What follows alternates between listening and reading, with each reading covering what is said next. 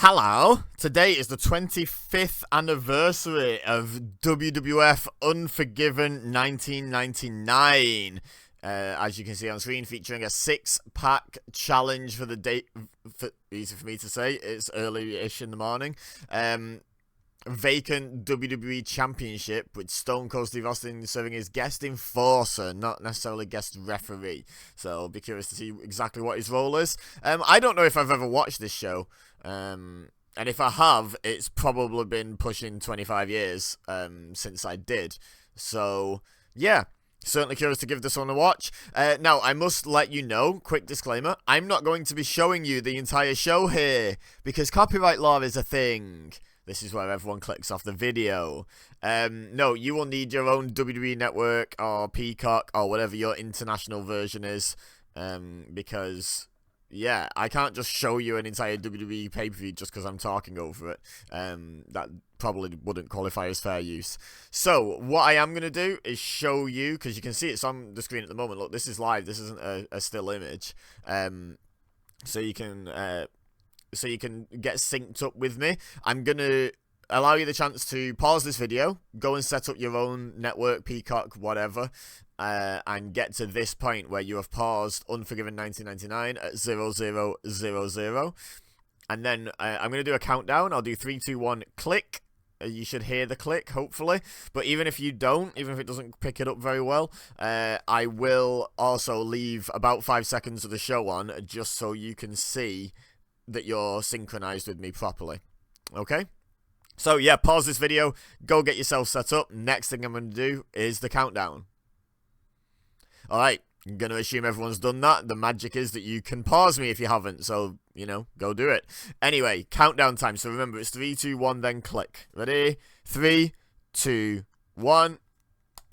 Okay, hopefully that was loud enough, but just in case it's not, here's the opening 5 seconds or so, and then fade. And there'll be no sound from the show. There will be no visual from the show, just a still image. And my voice. The night of reckoning is upon us. Okay, so we've got Triple H, Rock, Kane, Mankind, Big Show, and British Bulldog. Is that right? I know it was just listed, but I wasn't memorizing. I wasn't aware there'd be a test. Stone Cold heavily promoted as well. Was Stone Cold injured? Oh, wait. No, hang on. Yeah, why is Stone Cold just an enforcer? I was about to say, yeah, because he was run down by a car and written off soon. But wasn't he WWF champion when that happened? Or was he not? Was Triple H champion going into that match? I can't remember.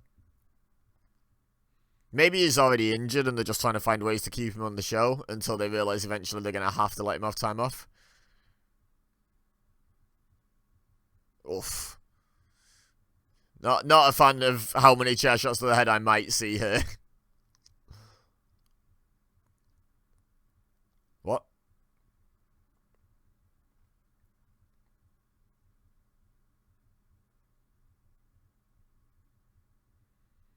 This is a very moody video package, isn't it?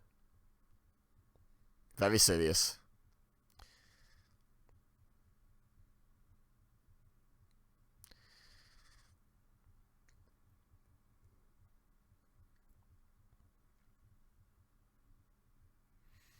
Okay. The pyro seems quite tame compared with nowadays when it's utterly excessive. But yeah, a little bit of pyro to kick off the show. Who's commentating? Please tell me not Jerry Lawler, but it probably is Jerry Lawler. That's JR. Oh, we're getting a visit from Charlotte. It burns on IP.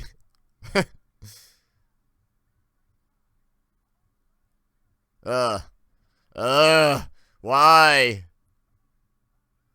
I mean, it's not the worst incarnation of the King, to be fair, but it can still be hard to listen to.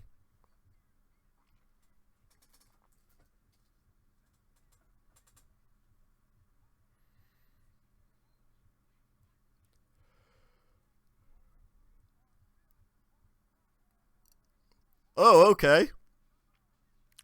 What was the point in this story?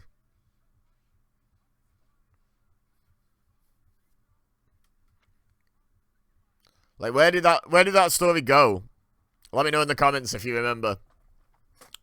Oh boy! Starting off with an interesting person. Did you all hear about what happened? The Twitter user who bought the rights to the name Val Venus and used it to set up a merch store with loads of Val Venus merch where all the proceeds go to trans charities. Fantastic. So funny.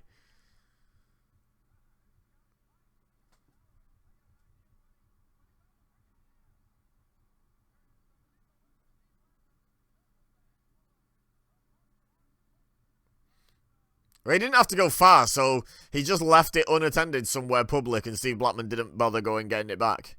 Kayfabe's weird, right? Because they both come through the entranceway, but in such quick succession. I'm amazed more brawls don't happen in gorilla position. So we appear to have a feud between a martial artist and a porn star over the porn star stealing the martial artist's bag. The martial artist who is probably being paid six figures could probably just afford a new bag and a new kendo stick. But, you know, it's the principle. It's the principle, isn't it?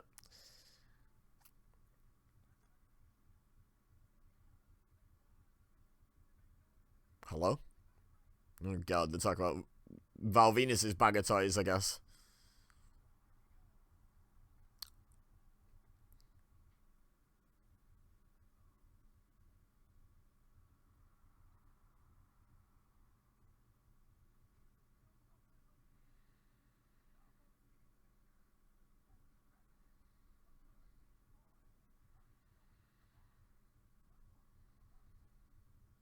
Something about getting sucked or blown.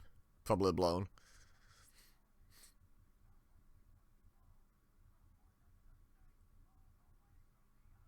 Yeah, there we go. Oh, wow. I've never seen a more golf clap in the Attitude Era than that. My goodness. She was not impressed, was she? That was funny.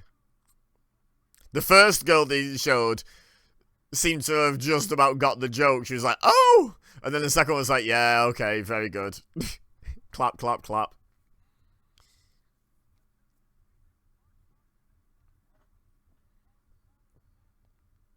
No, that... Okay. I've already had to make a short on this channel about someone calling someone a silent assassin.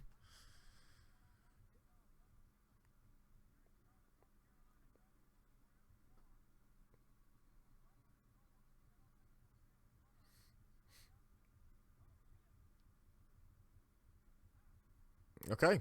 We're off to a good start. This is a fast starting match, fast paced. It's what we like. We don't want none of that feeling each other out process. Boring, isn't it? That wrestling stuff. Let's just have a fight.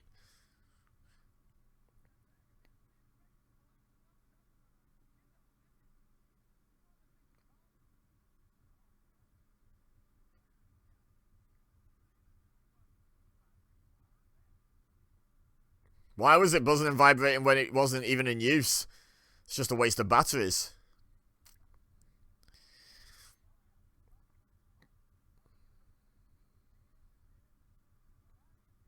That is a variety of things. I think most people can hurt you with their feet, hands, and head. What you mean is Steve Blackman is particularly proficient. I was going to say, is that the Brooklyn Brawler refereeing?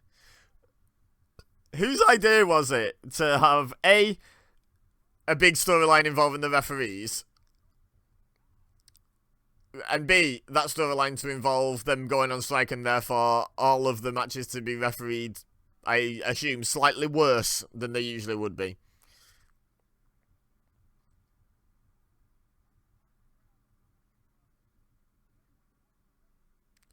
So,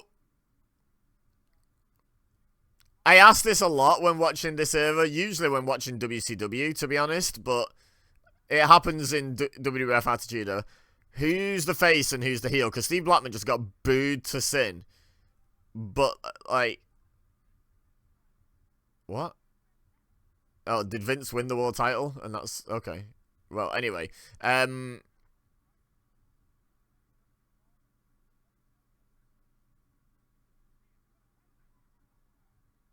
Yeah, Val Venus seems to be the babyface in this match. So I'm trying to listen to the commentary because apparently Vince McMahon, this is around the time Vince McMahon was WWF champion. Which is what they're talking about during Val Venus versus Steve Blackman, of course. But yeah, apparently Steve Blackman seems to be the heel whose crimes against the audience appear to be having his bag stolen. Which is dastardly. I think we can all agree. That is something we should all boo someone for.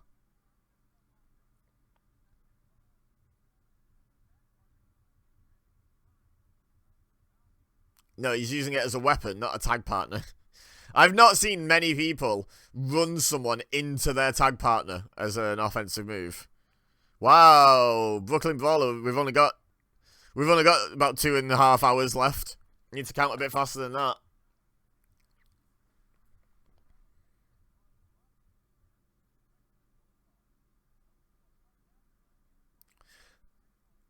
Oh, so it's a 6-way, but there's tags. Interesting. And by interesting, I mean stupid. Not as stupid as the recent WCW Triangle match that I watched. I say recent. The Triangle match that's not very recent from 30 years ago that I watched recently would be more accurate.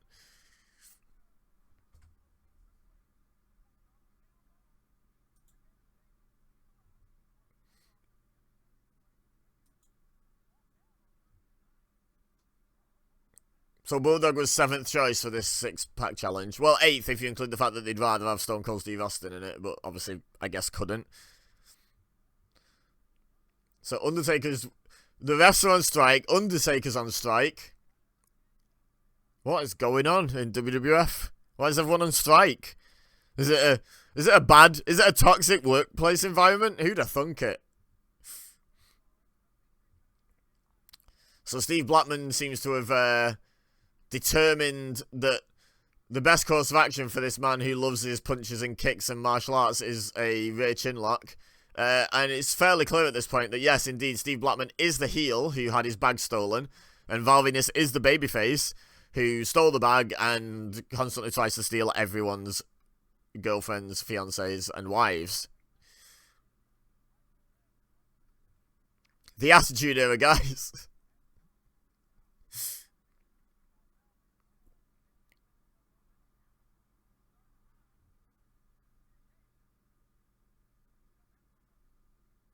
Phrasing.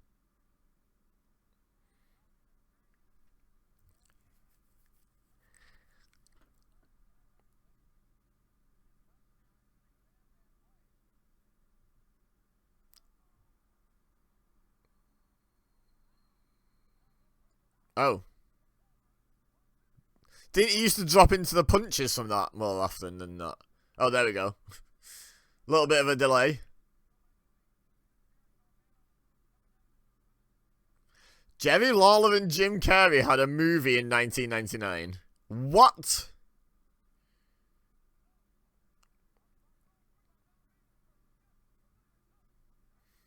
That's wild.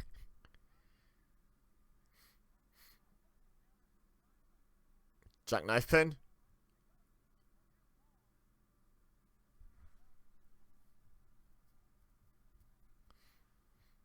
I mean, I think the idea... I agree it was poorly executed, JR, but the idea was that he hit Steve Blackman in the ribs and Steve Blackman rolled off him. But I do agree that there was more than enough time for a 3 count before Blackman was off him or his shoulders were up. Oh, we're going money shot. See, this is a weird story because he stole the man's bag. The resolution to that is the man getting his bag back. But that's the heel winning the feud, which seems weird as well when they're both quite equally placed. Anyway, there's Val Venus winning and I guess retaining Steve Blackman's bag of tricks. And that was fine. Pretty short, pretty inoffensive in terms of, like, you know, it was good enough wrestling. We're going to get a bit of post-match, I guess, here. And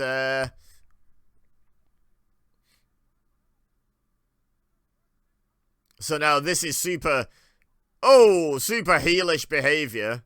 Wow, he broke it. Nice. Yeah, super heelish behavior to defend oneself against a man coming at you with a bag of your own weapons. What a dastardly man. How could he? How could he defend himself? Disgraceful.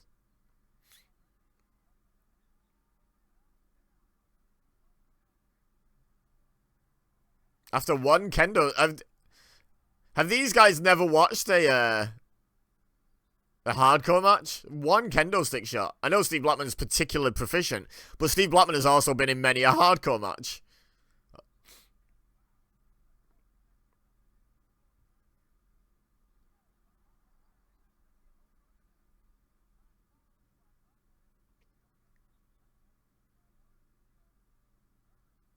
Oh, that's oh, hello?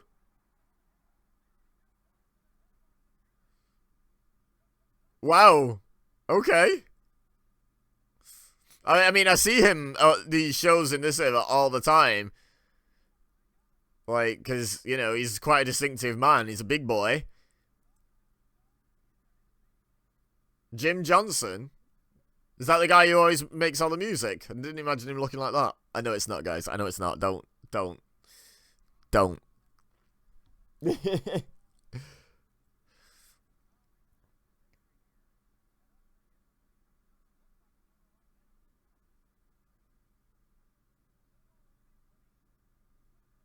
I guess that's how you resolve the issue. You want the babyface to win, but you want eventually the story to end with the man getting his bag back. And they achieved all of that. Well done. Well done, WWF. Good job so far.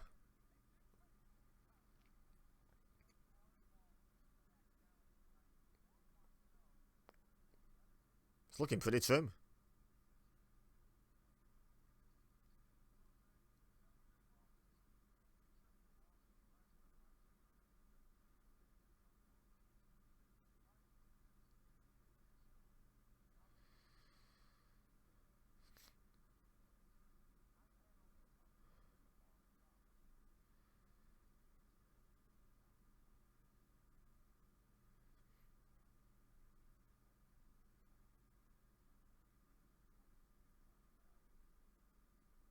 I think there is. I actually don't think you're going to win it, mate.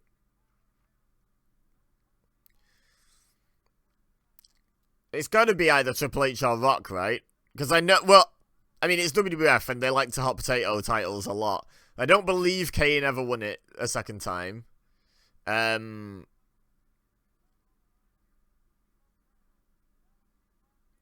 Survivor Series, Triple H and The Rock were in the WWF title match, so one of them took the belt in. I'm pretty sure it wasn't Big Show.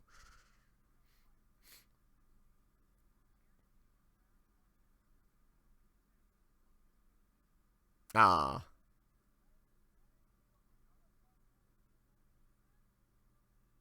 Jesus.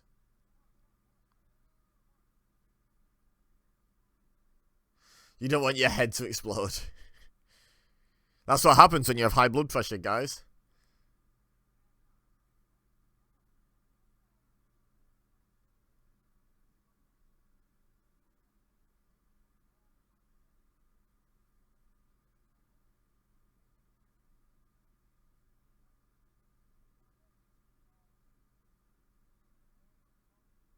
You're damn right.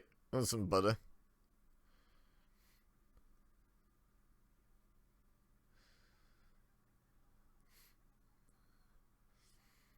I remember that. I actually do remember that. And then Jeff Jarrett did the credibility of the European Championship lots of good by simply handing it to someone.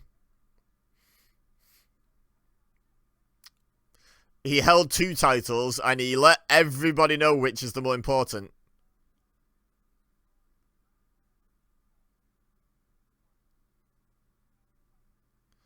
Wow. Mark Henry came a long way with his heel work to the Hall of Pain, didn't he? Who's she and why does she look like she wants to fight him?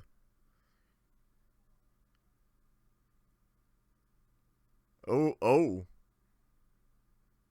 Oh, heck. Hey, he didn't have long to whisper anything super offensive there. That was short and sweet. Whatever he said must have been straight to the point. 1, 2, 3 ain't for me. I mean, if your objection to being a referee is the fact that you have to count to 3, yeah, you're probably just in the wrong occupation. That's probably not going to change.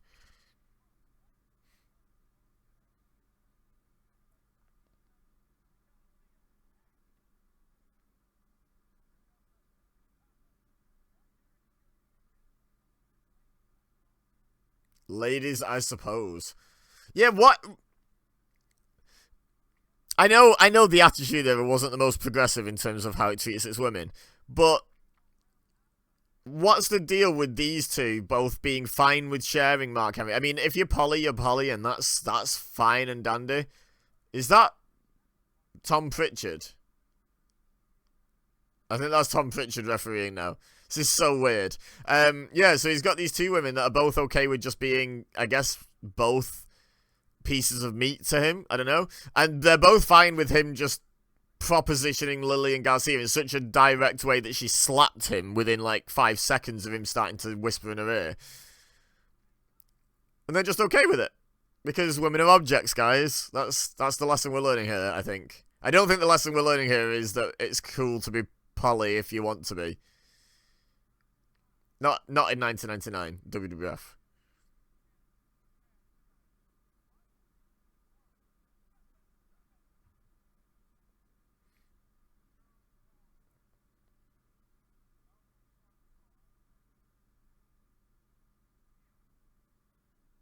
Y'all go start the car.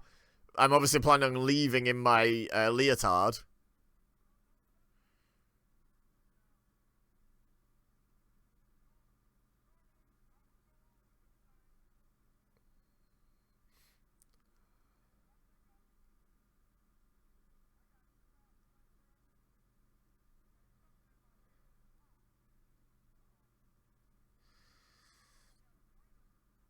A brainerism.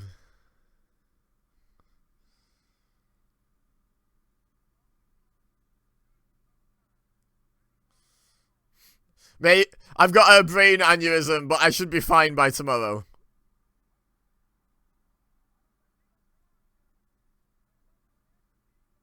There we go, with his head wobbles.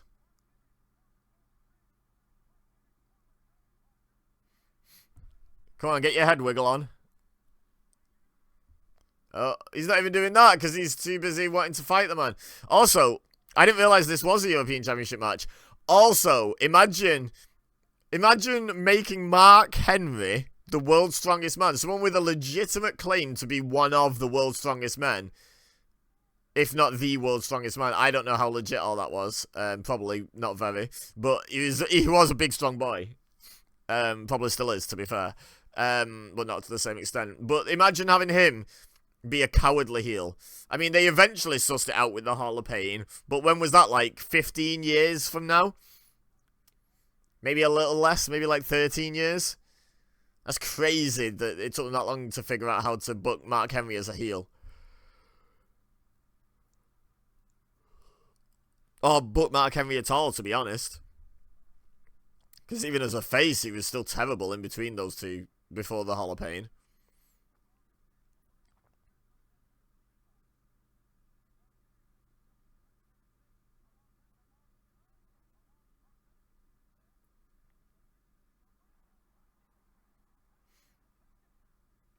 Okay.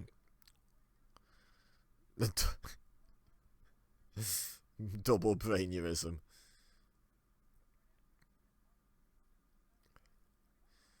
There was, I think something that I don't think enough people talk about with regard to WWF in this era, but people will always criticise WCW for, was the glass ceiling.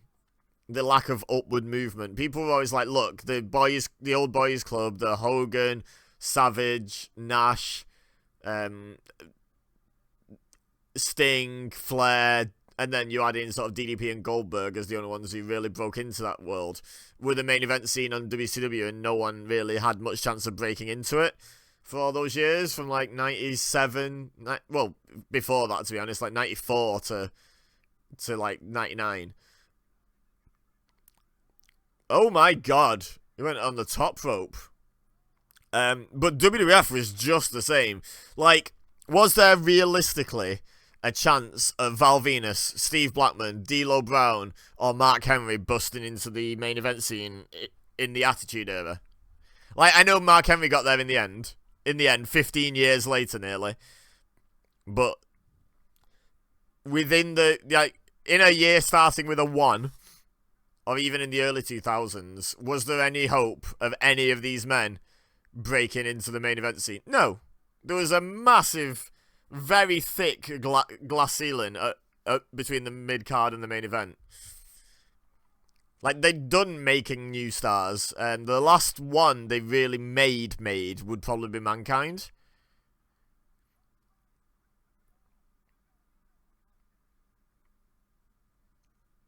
Like, Big Show kind of came in as a main eventer, so he didn't break up anything. And then you've had The Undertaker, you've had The Rock, you've had Steve Austin, you've had Triple H was also reasonably recent, I guess. But also not really. It's a couple of years since he won the King of the Ring, right? I guess The Rock and Triple H actually worked their way up from the mid-card. They had their IC title feud and stuff. But by now, like, at this point in 1999, there was no movement between the mid-card and the main event scene. Like, none. They were done. They had their main event scene, and they were happy with it. Didn't matter how over you were. Val Venus, for all his flaws as a human being, Val Venus was over in that opening match.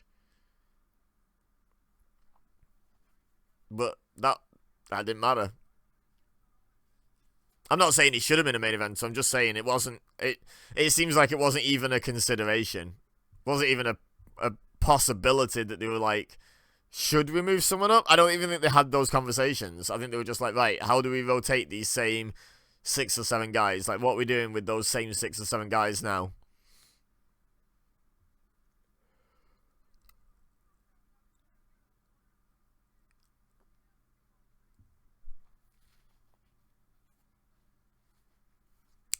I think you might be exaggerating. Yeah, chicken breast.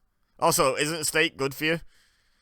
Don't a lot of wrestlers eat a lot of steak because it's good for you? It's healthy in the sense of, like, building muscle, not making you too overweight.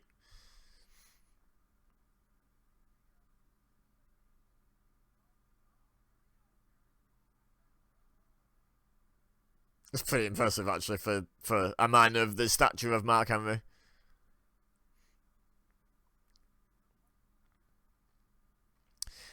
So, the name Sexual Chocolate. Obviously, why is he being called chocolate? I know white chocolate exists, but why is he being called chocolate? And that was probably come up with by Vince McMahon, which is questionable to say the least. But his ring attire literally just says chocolate. It just emphasizes the black bit. His ring attire basically says black, which is a decision. Like, look, it's not anything anyone's going to dispute about Mark Henry, but it's a choice for sure, isn't it?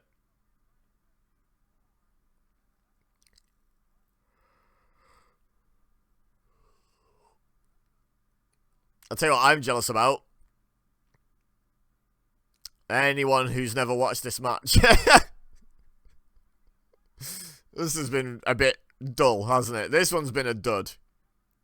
The opener was actually alright, to be fair. This one feels like a bit of a slog. I blame Tom Pritchard. Whoa. That got edited. That's been network edited. 100% that feels like that was network edited, that camera cut. Why? What's their agenda to make D'Lo Brown Mark Henry from 1999 look like a better match? What are they gaining from that?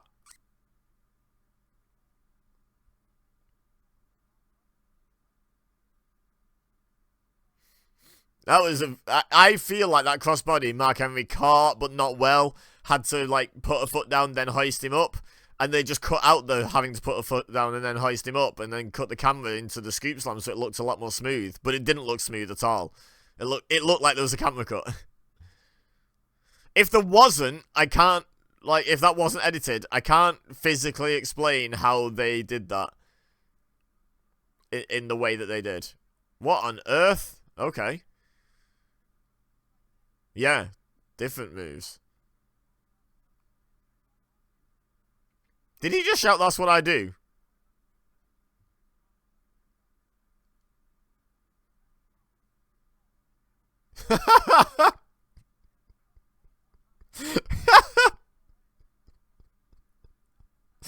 Oh my life. Okay.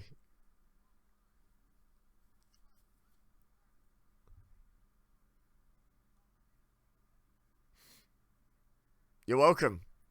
I wasn't one of those people, but you're welcome anyway.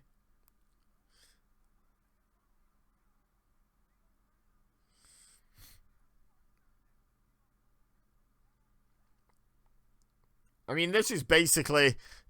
I mean, I was up at 1 o'clock in the morning watching NXT last night because I'm recording this on Wednesday. I'm recording this yesterday, if you like, as you're first able to watch this. But still, I was up till 3 watching NXT, past 3 actually, because I watched an episode of Taskmaster as well. And then I was up at 9 this morning, fed the kids, and then straight on to this, basically. So, yeah, pretty tired, but we'll see how it goes.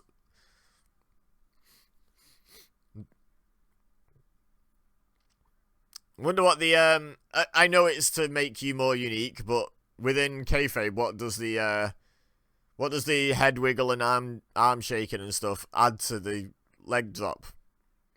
Don't feel like it adds any actual damage to the leg drop.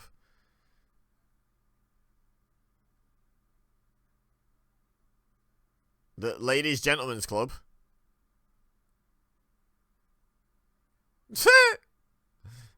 Mocking D'Lo in like the worst impression I've ever seen. I know it wasn't meant to be a good impression. We're gonna get another babyface win. New European champion. Yes, please.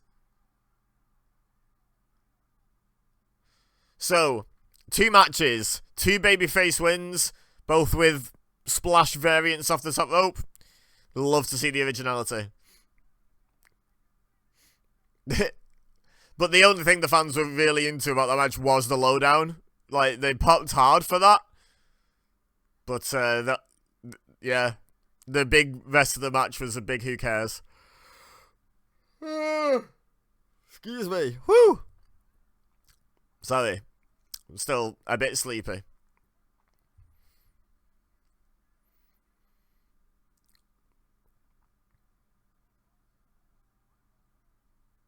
You're looking at the real deal now, and you're looking at the European champion now. Shout out to D'Lo Brown.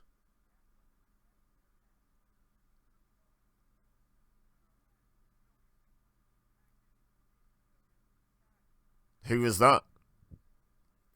These 2 boys.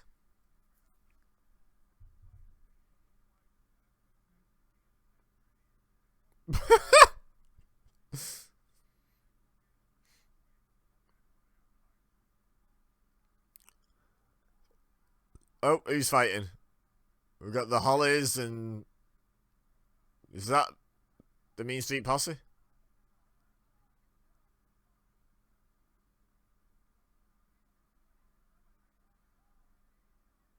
Who? Oh, it's Mosh! With hair!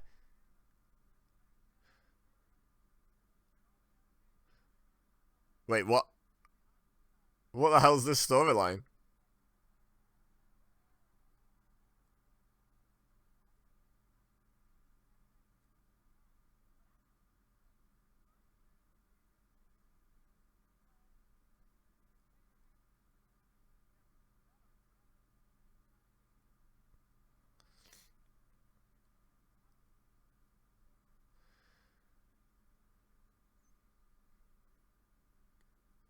Okay. That's good wholesome 1999 content. Oof. That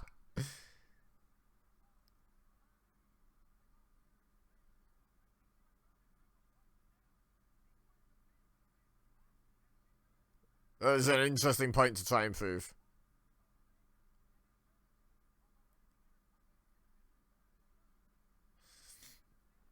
So, let's get some good old-fashioned family chauvinism going. After Farouk very observantly pointed out that one of the Acolytes is black and one of the Dudley Boys is black. Crazy. Michael Cole was like, wait, what? And then, fortunately, that got broken up by... That interview got broken up quickly by everyone attacking Headbanger Mosh for some reason. For some reason I had hair and was called Chaz at this point. And there was some sort of allegation against him. And I'm like, what? Do you remember? Let me know in the comments what the supposed allegation was against Headbanger Mosh.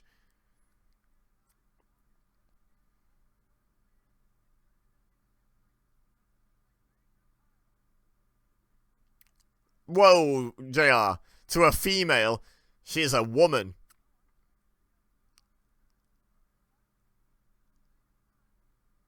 Wow.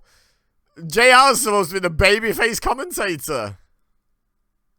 You could make the argument it'd be embarrassing for Jeff Jarrett specifically because he is being all chauvinistic and all men are better than women, so it'd be quite embarrassing for him to then lose to a woman. That's a valid point. But to just say, I think it would be embarrassing for a male athlete to lose to a female athlete. That's not cool, JR. You're not supposed to be on Jeff Jarrett's side here.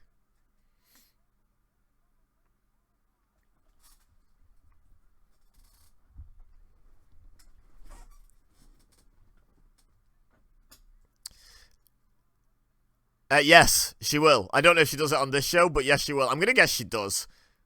But yeah, I know for a fact that obviously, I think it's fairly well known at this point that China won the Intercontinental title.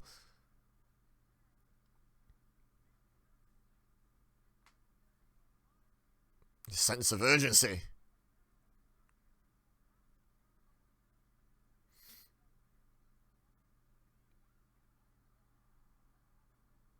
No, you actually said it would be an embarrassment for a male superstar, Jim Ross. You can't change what you said. You did say the sexist thing.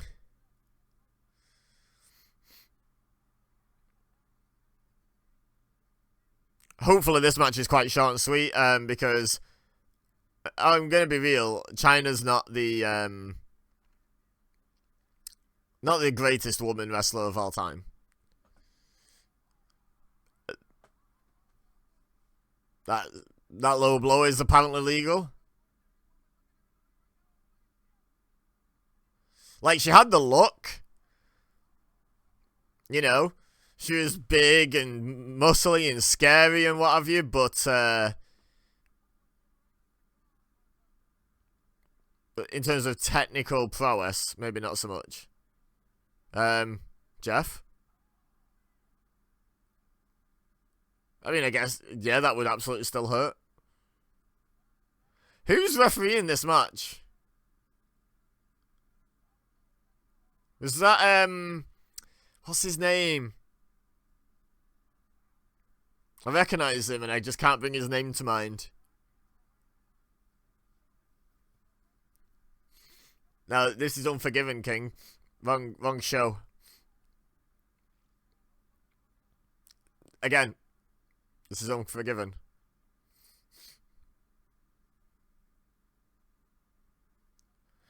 Did he just say to Miss Kitty, the referee, why don't you shut up before I knock you out? What?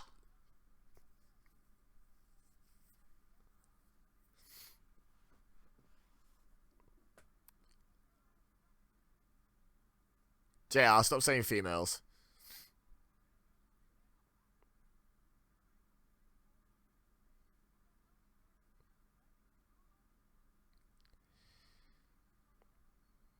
So he's just beating up women. That's his gimmick. Cool. I'd rather be in China, that sign says. Look at the believability of it. It definitely didn't look like China gave him a little shove and then Jeff Jarrett threw himself across the ring. Like, it was very well executed, very believable. Is there a cage hanging above the ring? I don't remember a cage match being... Oh, wow. She just stood there. Like, go on then, kick me in the mush.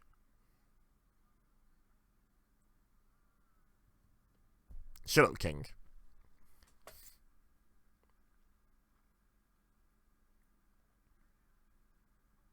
Yeah, oh, no, it's just girders. It's just girders up there. I was going to say, I don't remember seeing a cage match advertised at any point in the promo package, the blurb, or anything.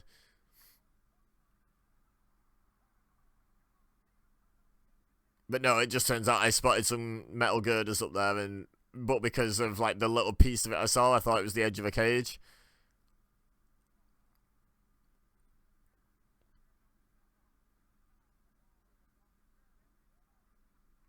Don't call me Shirley.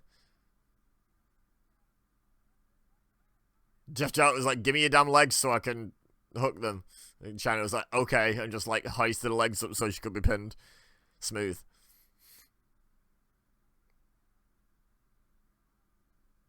Harvey Whippleman, that's him.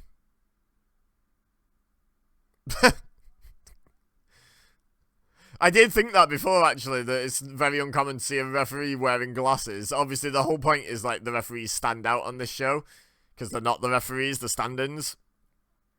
But yeah, I assume, because they might be required to take a bump at any given point, referees that do have vision issues wear contacts.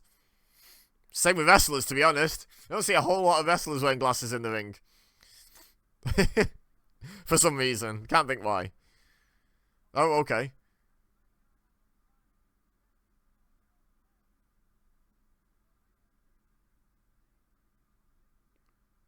Oh. I don't want to taste Jeff Jarrett's anguish. That doesn't sound good. Each to their own. Don't want to yuck anyone's yum.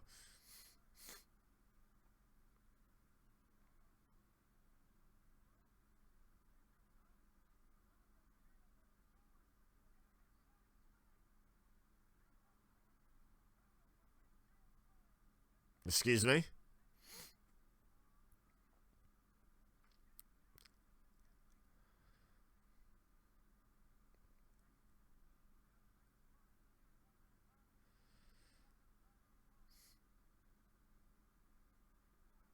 Wait. Oh, no, he has still got his glasses on. It was just, with it being just like old standard definition, you couldn't actually see the frame of his glasses against his hair until there was a glisten on them. I was like, is he taking his glasses off for some reason? But no, he is not.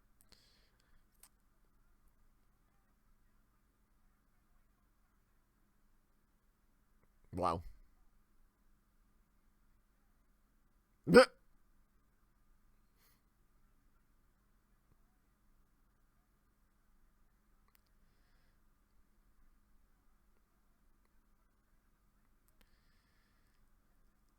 Oh my god.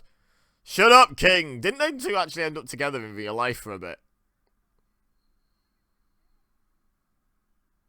You scab.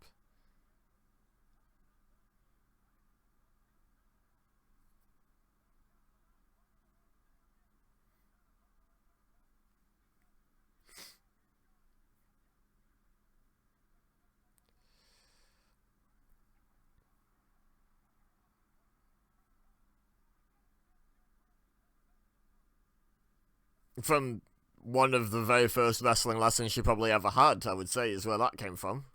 Vertical suplex is not a mind-blowing move, guys. Let's not pretend it is. Like, is it impressive as a counter? I mean, let's pretend it was executed well, the actual transition, and say yes. But let's not patronize, whatever, China by being like, oh my god, a vertical suplex. How could a woman ever?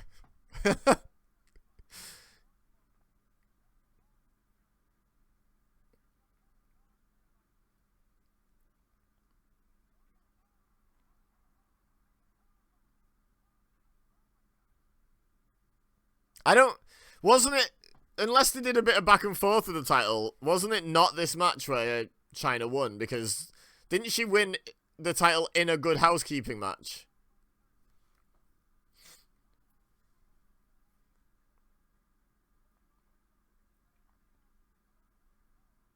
Oh, wow. That was almost as convincing as that super-powered kick-out that they did before as well. Almost as convincing. That seems a bit harsh that he's wanting to do that to her.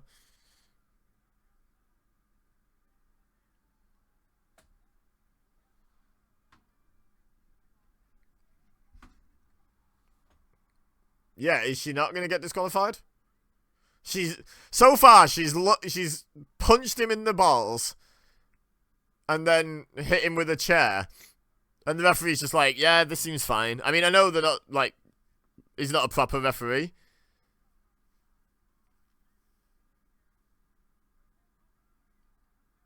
Oh. Catch Hugo and Carlos. Catch the Jarrett. So yeah, I feel like it's probably the next show where Jarrett loses to China. Because I'm sure it was a Good Housekeeping match, which is basically just a hardcore match, but with lots of chauvinistic weaponry, like ironing boards and stuff like that. Hoovers. Sorry, vacuum cleaners. Other brands are available. We've had a ref bump. So now Jeff Jarrett needs the referee to be able to use his guitar when China literally just hit him with a chair. This... What? JR, China literally just hit Jeff Jarrett with a chair. You can't moan about him then hitting her with a weapon.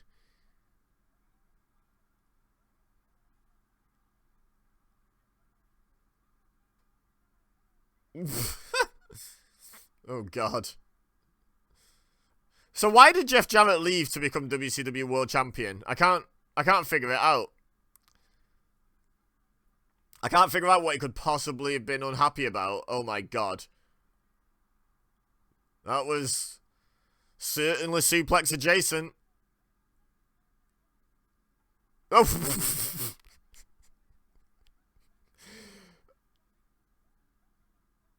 Wait. JR, calling it pathetic. Okay, that was a bit much. But what was he supposed to do? Just get beaten up? Like, I am not gonna advocate for Jeff Jarrett's character here, generally speaking. He should not be picking fights with women, particularly octogenarian women. Maybe that one, because she was kind of a scumbag. But, okay, I'm glad someone was looking up the ramp because the camera work was not telling us who it is. We got a big pop, but no reason. Obviously it was Deborah, but like no confirmation. Oh, sit down. Yeah, I'm not gonna advocate for the whole character. Oh yeah, you're doing a great job hiding there, Deborah. Stealth. But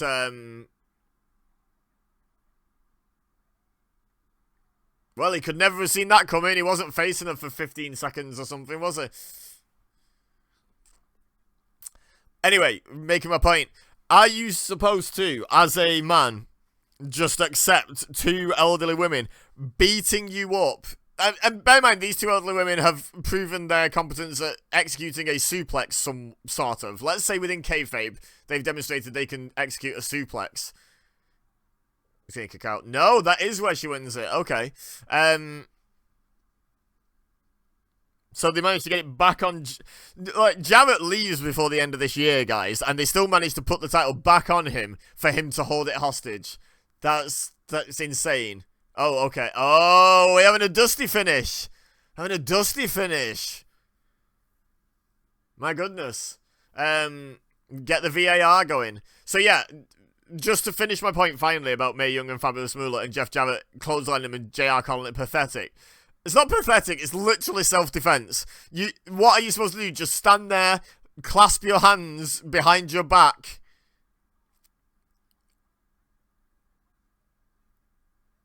Like, and just take a beating until those two old women are bored of beating you up.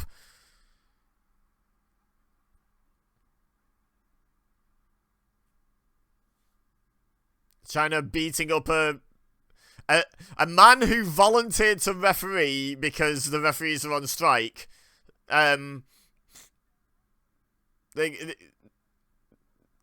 She's going to beat him up for, checks notes, not allowing a title change to happen via cheating. She's such a babyface, guys. Oh, let go of the arms. Hate the pedigree where they don't let go of the arms. Both China and Triple H. Because, like, the person taking it has, like, no margin for error with that landing at all. Whereas if they can put the hands down, they have a margin for error, right?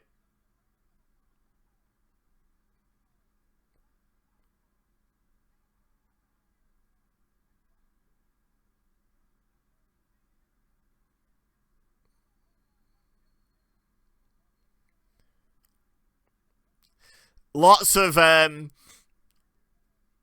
storyline and moralistic flaws with what just went on there. Aside from the super obvious one of this man's gimmick is he likes to beat up women. Oh, hi, Steve Austin.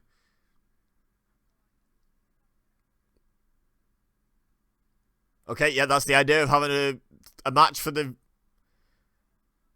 vacant title. He's not really told us anything there, has he? Hey, I want to ask you a question about this match later where there's a vacant title and there's going to be a match for the vacant title and Steve Austin says, yeah, someone's going to win that title in that match. It's like, yeah. That's like the entire point, is it not?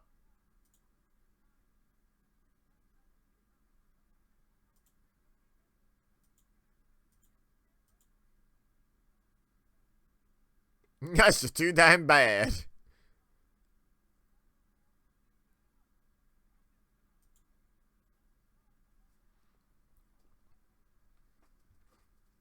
Go on, JR, man of the people.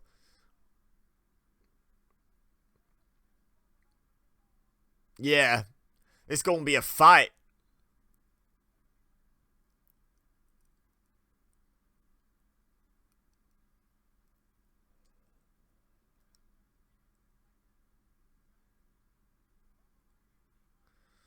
JR's like, let's keep us on track, shall we?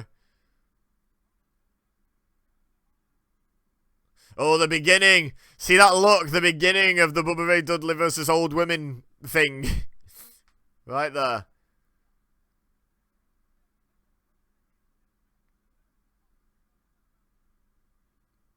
Bubba Ray wearing the do-rag with the wrong flag on it. Interesting choice.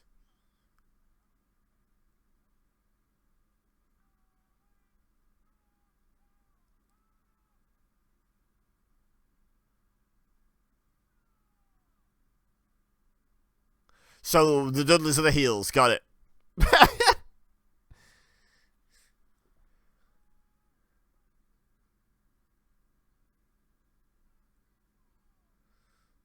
Is that actual medical advice? If someone's got a stutter, if you just smack them in the back of the head, will they get the word out?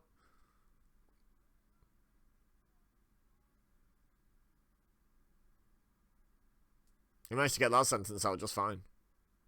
Wow, good take.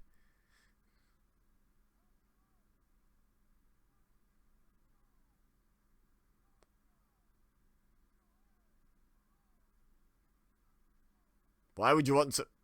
You know, let's just accept that for some reason your ass is synonymous in the Attitude Era with you, and there's no reason for it, for them to be talking about each other's booties as much as they do.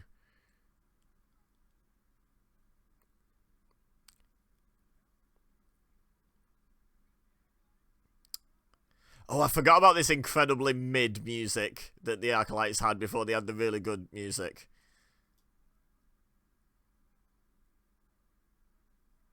I'll tell you what, It suited the characters to an extent. Like, I'm not calling them mid, I'm saying, like, the darkness of it suited them. But, like,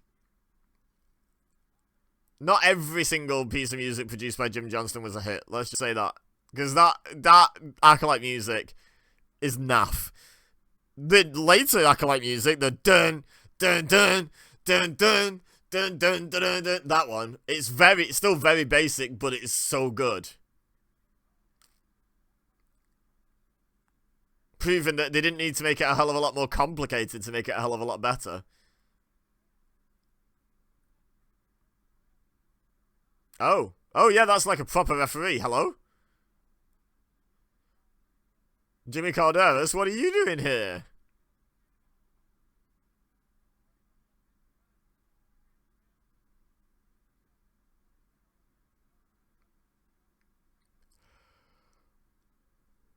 Old Bradshaw?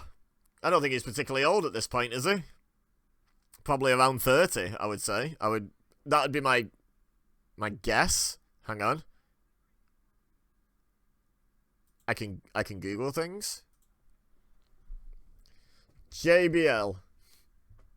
Oh, that's a headphone brand. Let's JBL WWE. There we go. John Layfield, age 57 now, and this was 25 years ago today. So that makes him 32 here. So I think I said about 30, so I was pretty close. That was a pretty good guess. Pat myself on the back for that one. But calling him Old Bradshaw there feels a little harsh.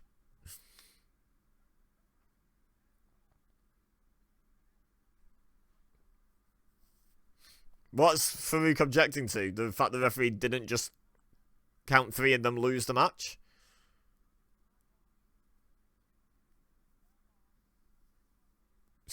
Just Farouk deciding to cheat.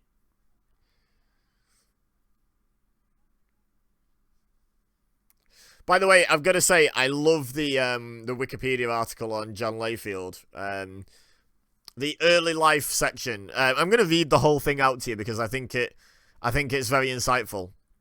Layfield was born on November 29th, 1966 in Sweetwater, Texas. That's it. That's the whole section. That's the whole section.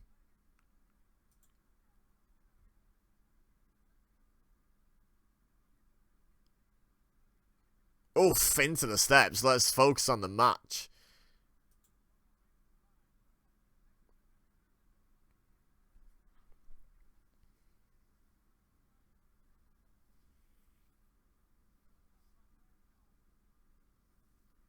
Kick out by Bubba Ray. This match, for being a Dudley Boys versus Acolytes match, which should be absolutely wild. He's been scouting his favourite wrestler, Bailey. Yeah, this should have been a mad brawl, and it's been a fairly dull tag affair so far.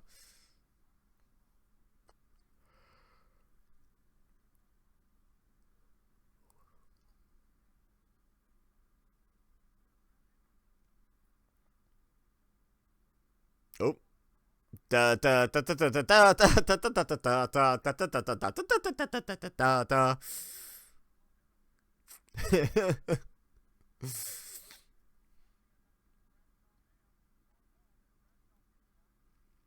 No, if the Dudley Boys win this match, yeah, it's going to be with a 3D. Spoiler alert. I wouldn't worry too much about a swinging net breaker.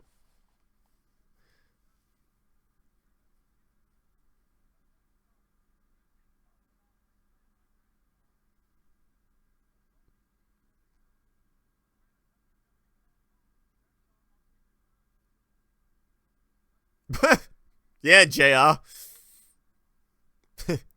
In case anyone missed that and wondering why I laughed and then said, yeah, JR. JR was doing commentary. Bubba Ray shouted at... He paused, and then at that exact instant, Bubba Ray shouted at a fan, shut the hell up. So it just sounded like he was telling JR to shut the hell up. It was kind of funny. Funny to me, anyway.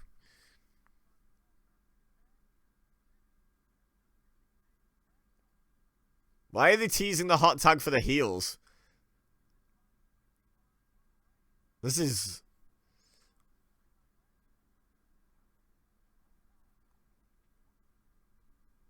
weird. Yeah, hot tag. Woo! Never mind, cold tag it turns out. Oh. I was going to say, there's that move that JR always calls a 3D, but isn't a 3D. Farouk seems unconcerned with winning the match as he just walked straight past his tag team partner being pinned and decided not to break it up. Like, okay.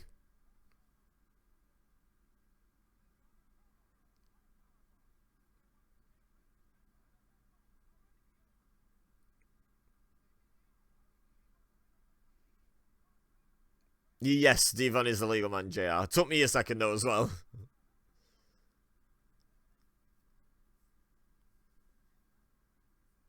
Is that your hat sign?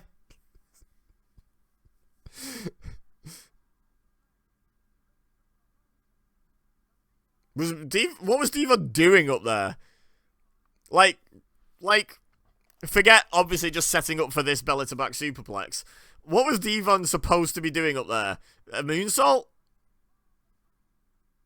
Because I don't remember Devon doing a lot of moonsaults in his career.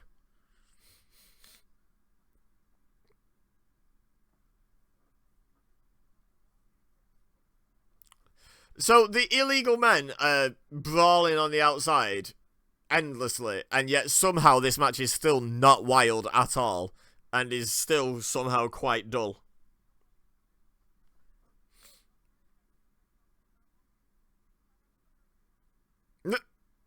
That is the cure for a stutter, as we all know. Belly to back superplex. Farouk again seems unconcerned with the prospect of losing this match. Like, thoroughly does not care. Uh-oh. Well, there's a 3D, but that's the wrong man. Bosh!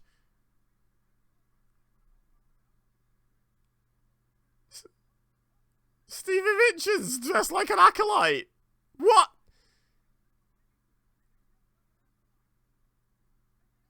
What? What the hell?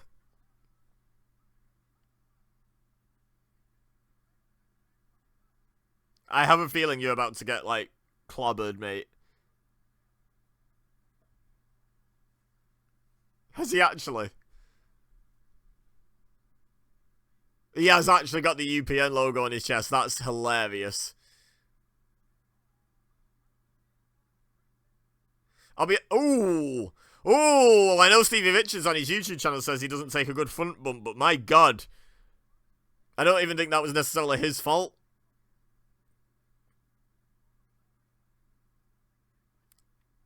That Dominator looked downright dangerous.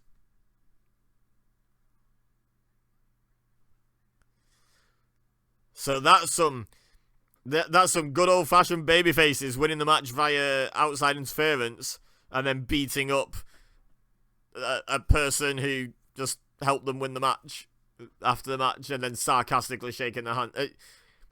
Nothing screams babyface like that. The Big Kick, that's its name. That's its official name, guys. We all know that. The Big Kick.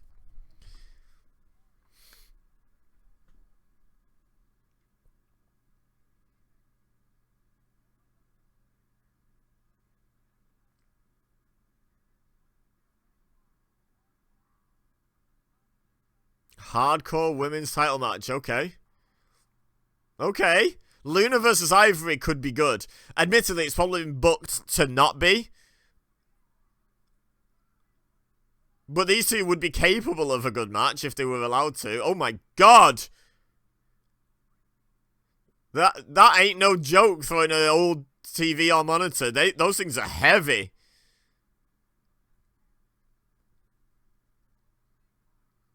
Swing and a miss by a country mile, to be honest. I don't know if a country mile is supposed to be longer than a city mile. In my opinion, miles is miles. But, yeah.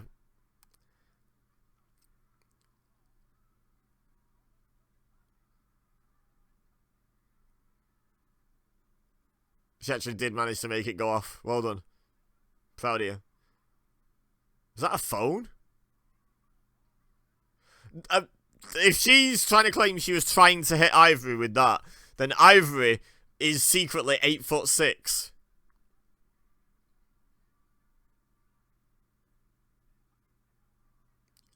I bet this is great fun for the live audience. Like, in this day and age, they have massive screens pretty much everywhere, don't they? In you know, for the live audience to watch. Probably didn't have quite the same level of that. Whatever the word I'm looking for is, back in 1999. Ivory seems to have forgotten how pins work. Is it Harvey Whippleman refereeing again?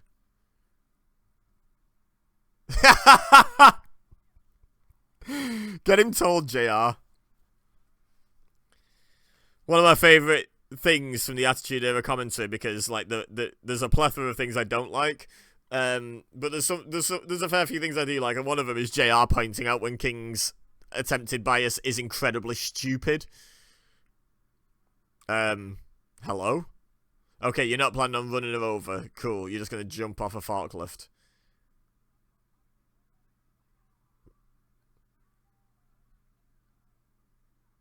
Oh.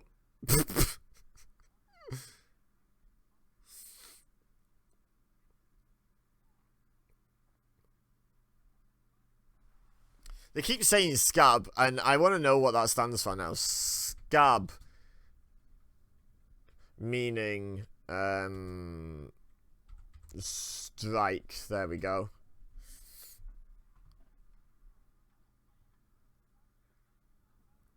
Origin and meaning of the term scab. Shoulders are down? You never live, JR.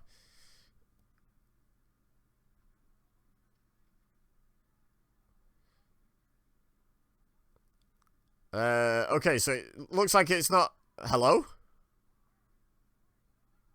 Oh! Jesus, she swung that thing! Oh.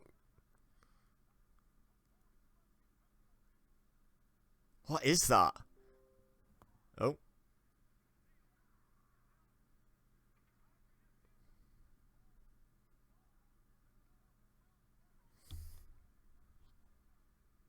Ivory just won. Cool. While I was looking up scab and also being very confused by the fact that thanks, Lillian. Yeah, sorry, I just got a reminder on my computer for something that I thought was tomorrow and it's today.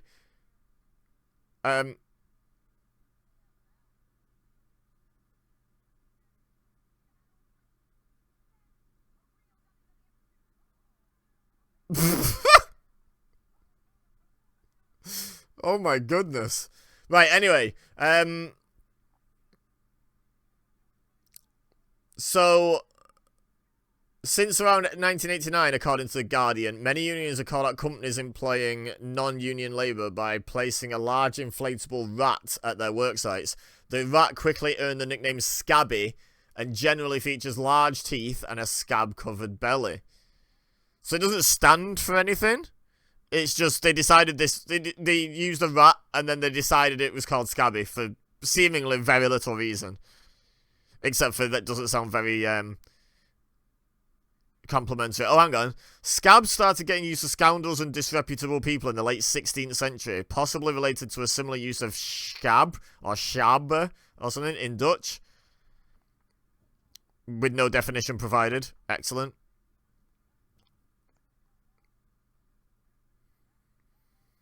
So yeah, it was already like a pejorative term, and they just decided that this rat was going to be called Scabby because he was a bit of a scab. Got it. But I was like, is it some sort of like initialism or acronym or whichever one it would be? I think it's an acronym if you say it as a word, right?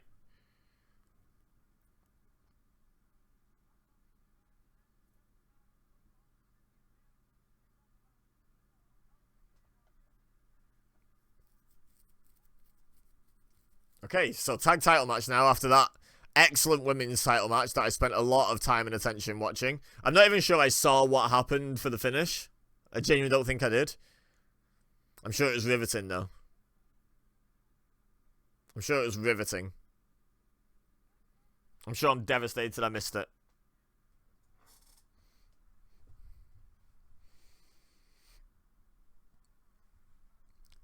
Oh, you didn't know? Call somebody.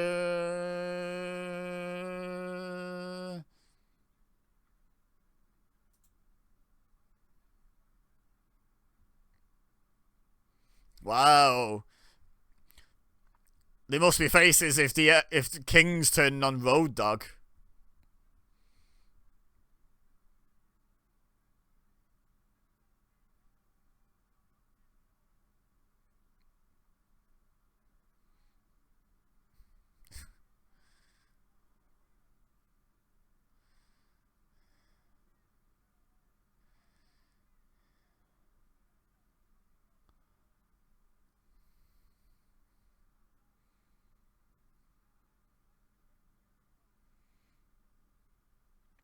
Oh, yeah, we'll have just had the Jericho debut, and then wasn't it like a tables match with Jericho and Road Dogg was one of his earliest matches?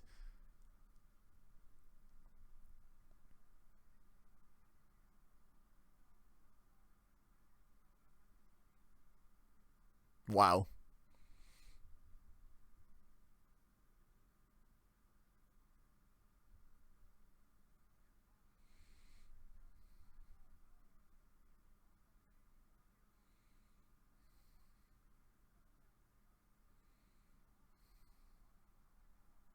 He was on USA? Crazy. Crazy. That's how big the Attitude Era was. Although NXT's on USA, going to CW now, so... Which I believe the CW's a... Is it a big network? I believe it is.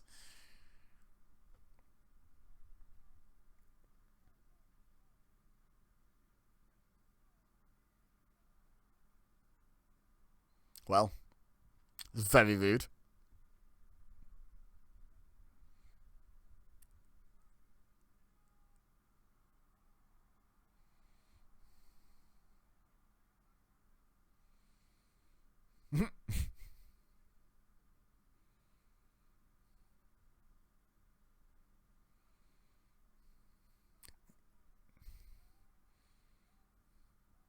That's like the chorus that everyone knows the words to. And like half the people mumble along with the first bit.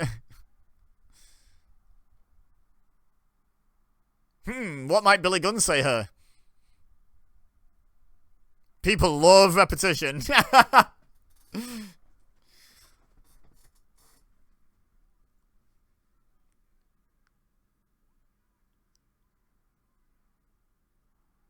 I assume that's a choker, not a tattoo, because I don't think he has a neck tattoo now. So I assume he was just like wearing a choker.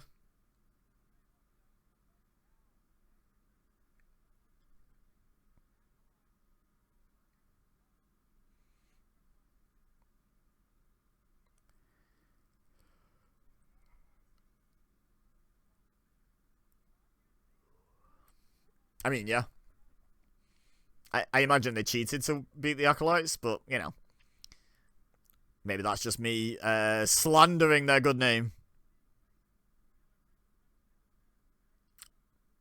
Oh, yeah. Why have we got a regular referee? They're not even consistent with this strike thing.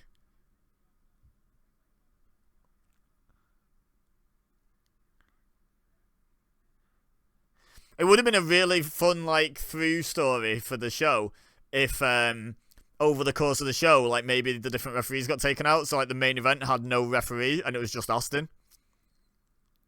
That could be fun. That could have been a fun thing to do.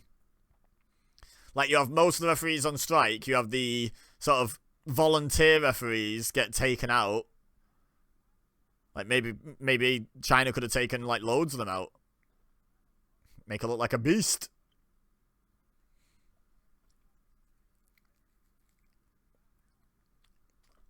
Oh, this match was announced an hour ago. Well, a bit more than an hour ago, because I think we're more than an hour into the show, but yeah. For one match and they won the tag titles. That's crazy. How'd they earn that title shot?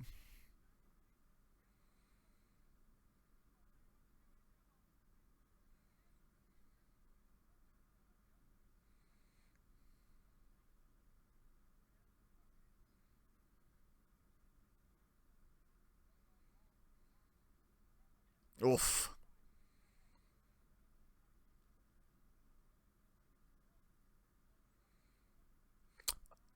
Oh, is it?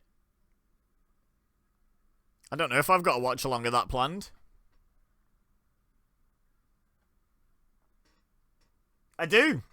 I do. It's on the schedule. Nice. I was going to say, if not, I'm adding it to the schedule. That could be fun. A UK show? Sign me up.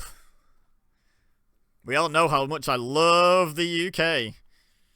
Because I'm from here, and everyone from here should love it here. I will say, though, I don't know about the Attitude Era, but nowadays, UK wrestling fans are some of the best. Like, European ones, I would say, you know what? I would just say outside of North America, because Australian fans are a lot of fun as well from the shows we've seen there. But, like, European Song Contest countries have really good wrestling fans, because Australia's in the Eurovision Song Contest, right? For some reason.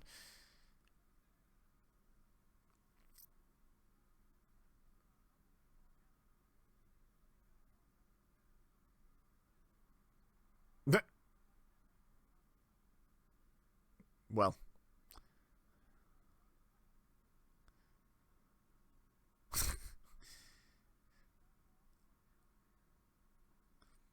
I mean, is King suggesting he does not like it doggy style? Because King spends all of his shows leching on the women. But he don't want anything to do with doggy style. No, that's too far.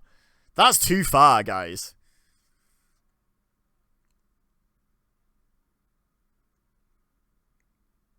Wow, some impressive flexibility. Not the big boot, the fact that he can be full of himself.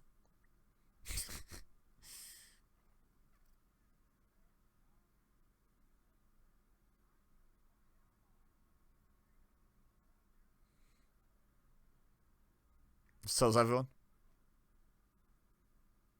What?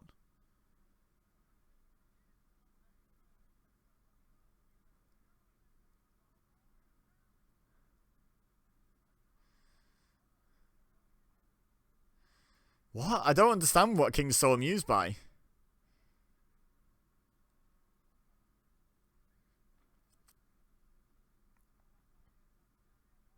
Oh, Billy Gunn's not happy now. Referee's all over that so that Edge can, let me check notes, not cheat in the slightest. I love how Billy Gunn's just got a bottle of water. Now, hydration's important, kids. Bring it to your wrestling matches. Oh my god, Christian was not wasting any time. You want a near fall? I don't think so.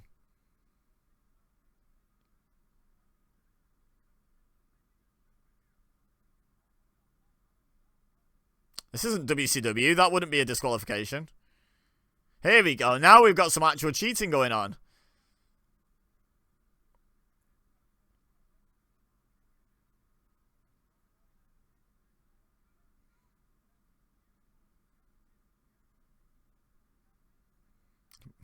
You'd think Billy Gunn would know better by now. Like 130-time tag team champions. And he's still just being baited into letting the opponents cheat by distracting the referee for a year and a half. I might use a little bit of hyperbole in my videos sometimes. Apologies for that. If I've told you once, I've told you a million times. I do sometimes exaggerate.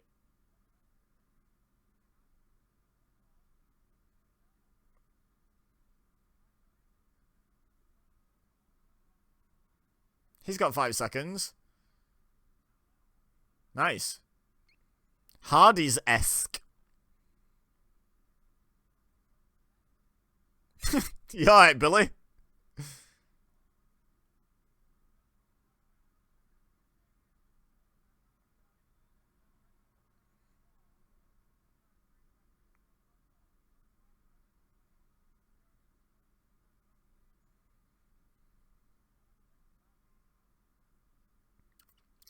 Very nice, JR. Always here for JR putting the king down, as I've said before.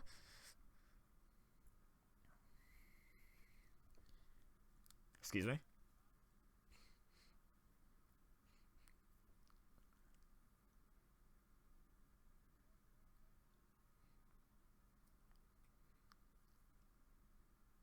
What? That doesn't make any sense. What you on about, King?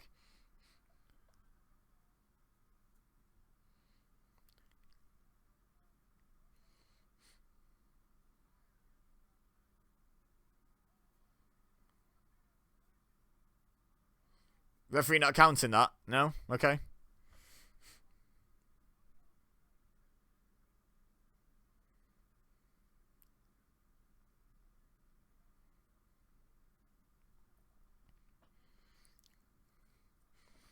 To future Kings of the Ring. Oh wait, actually, is Billy Gunn already King of the Ring? Was it 99 that he won King of the Ring? I think it was, you know. Yeah. Oh my god, that's great. I was about to say it's two future Kings of the Ring in here. In fact, I think I might have actually said that. But it's not. One's already been King of the Ring. Already back in his place. Got put back in his box by The Rock. 1, 2. I think that was a 3 count, you know, if the referee was counting it. 1, 2. Yeah. I reckon there was time for a 3 before Christian would have moved.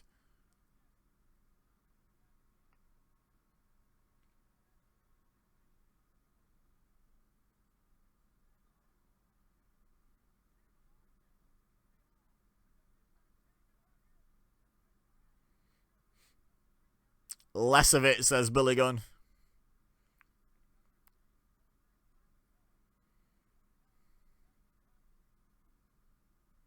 Why is he talking to Edge?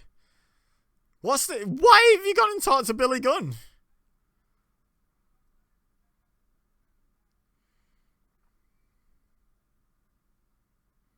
I mean, I guess what he's actually doing is communicating, I don't know, how long to the hot tag or something. But within kayfabe, why was the referee talking to Edge or Billy Gunn there? Neither was doing anything wrong. Why are you talking to Billy Gunn? Yeah, Billy's right. He's not even moved. Meanwhile, Edge and Christian are just double teaming Road Dogg.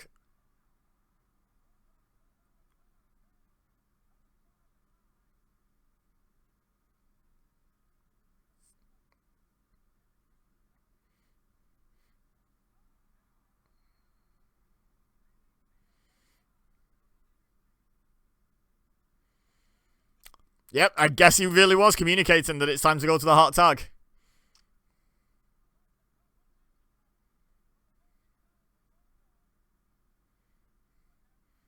Bosh.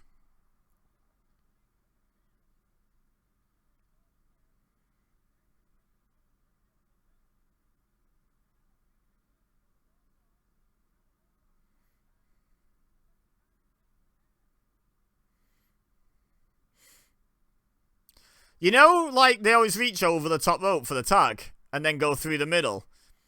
It'd actually be slightly more efficient to duck down and reach through the ropes. So you're already, like, stepping through. You could even potentially put one leg through, as long as you're not trying to step into the ring fully. I think that would be legal. And you just reach your arm out, and as soon as they tag it, you're already halfway through the ropes.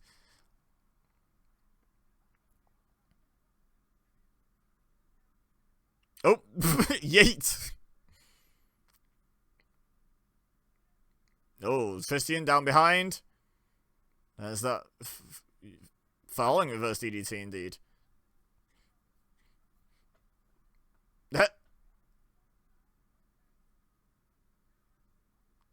Spear. Oh!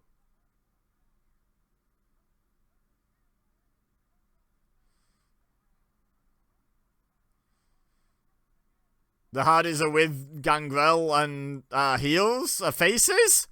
Faces. Because Edge and Christian are heels, right?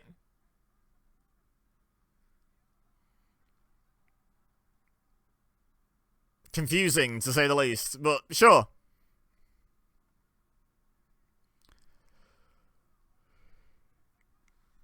It was alright.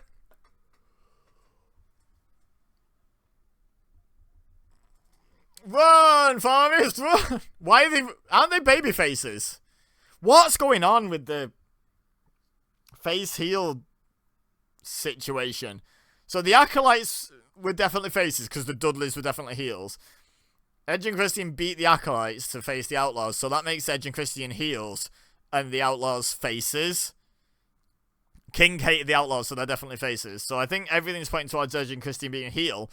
But then that makes the Hardy Boys faces, who just unprovoked interfered in a match and then ran away. Literally ran away from the heels. What? It doesn't make any sense. That doesn't make any sense.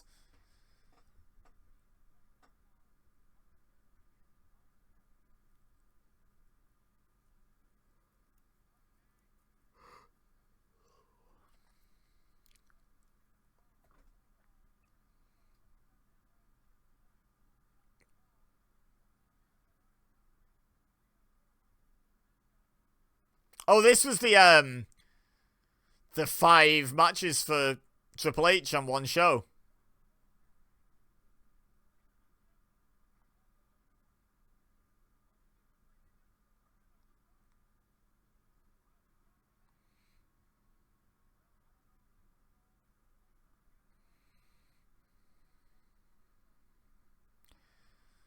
No personal questions, guys.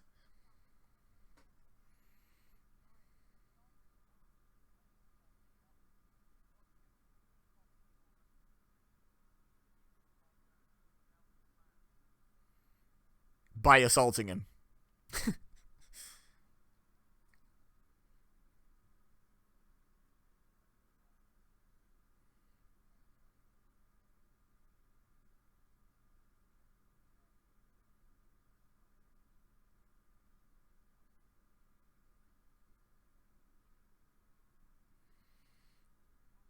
So Bulldog's just there to feed the WWF title to Triple H, huh?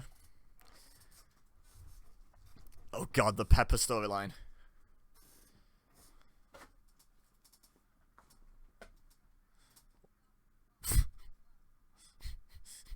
JR, whoa.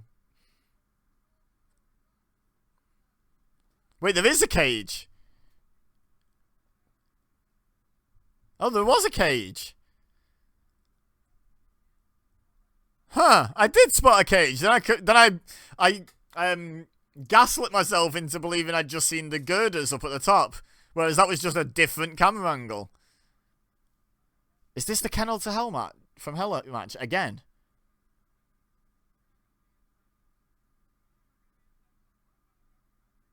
I thought they only did this on Raw. Did they do 2 Kennel from Hell matches, or did they only do it here and I'm misremembering it having been on Raw?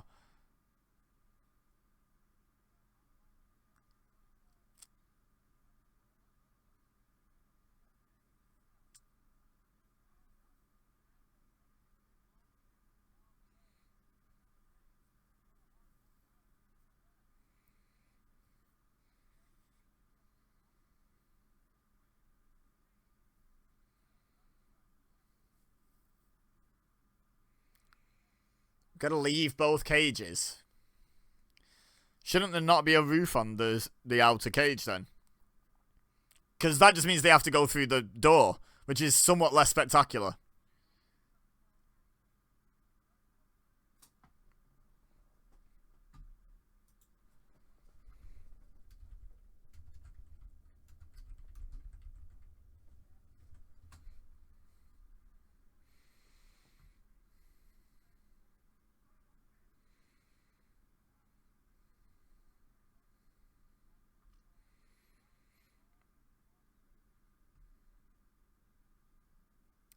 Yeah, it's looking like it was just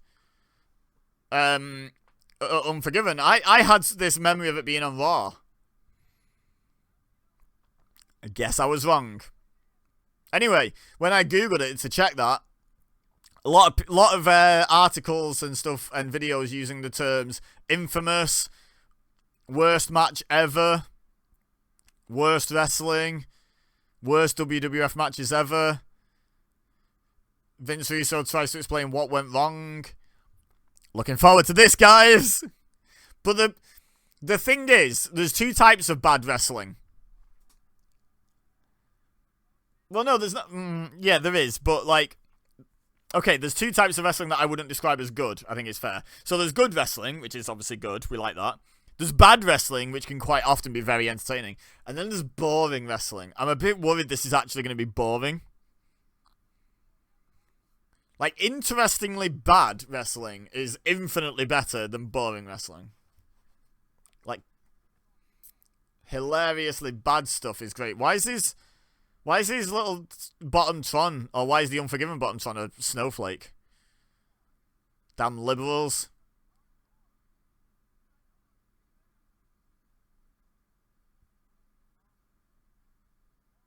I'll tell you what, he knows how to swivel a nightstick, doesn't he? It's pretty impressive. Wonder how long he practiced that for. I always think that when I see the boss man. Does some mad cool stuff with that nightstick. I don't know how hard that is to learn. Maybe someone who's, like, trained in that sort of thing could let me know. What do they call it? Is it Tomfers? Is the very similar weapon? Look at that eye. It's a shiner.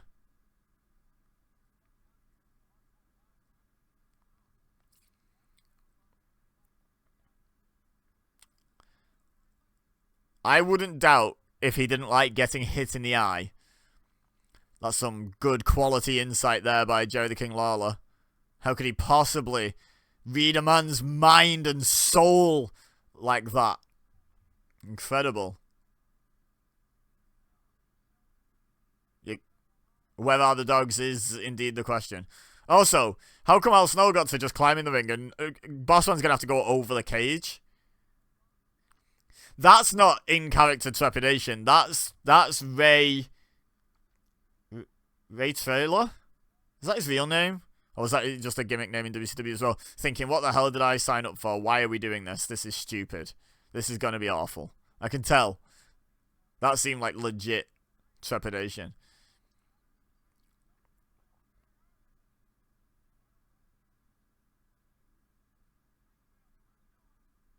Why did they ring the bell before the men are in the ring? Oh, there's a door. It's a hardcore title match, my guy. Release the hounds! That'll get him in the cage.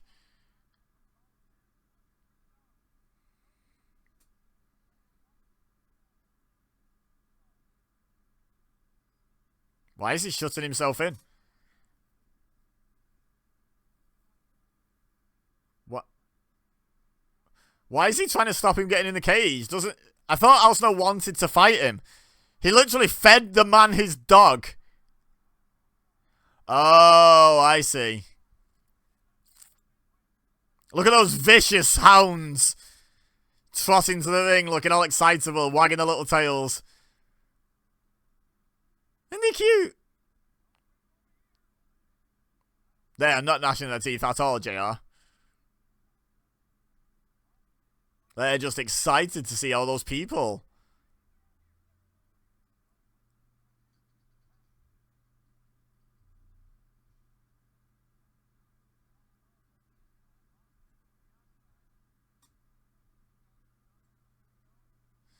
So Al Snow doesn't want to fight Bossman, he just wants to get him eaten by very vicious dogs.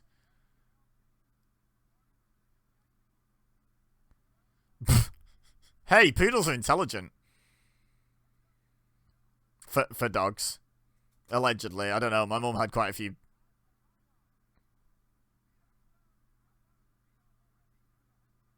I take it one of them's having a wee.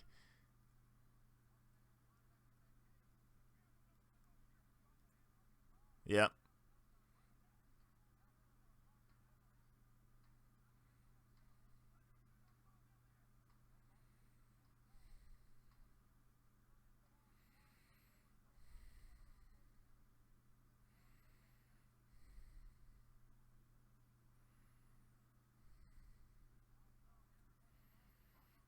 Well, so far this has been dreadful.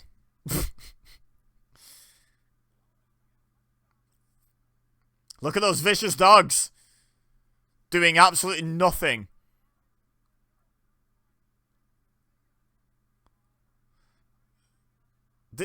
They've even got handlers. So, like, even if they were kind of vicious, the handlers could just drag them away. Dogs aren't even paying attention. I don't know where I was going.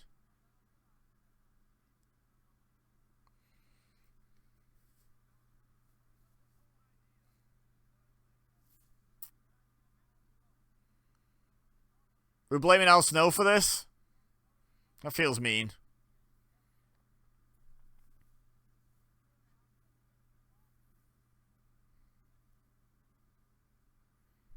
As it were.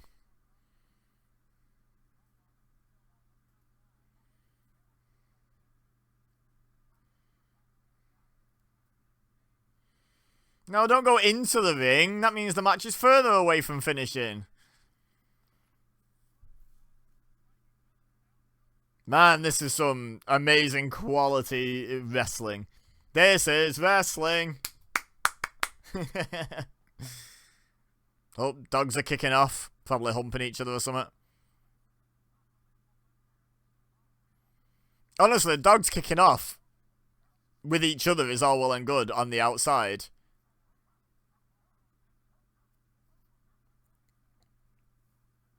But they're no real threat to the wrestlers, are they, right now?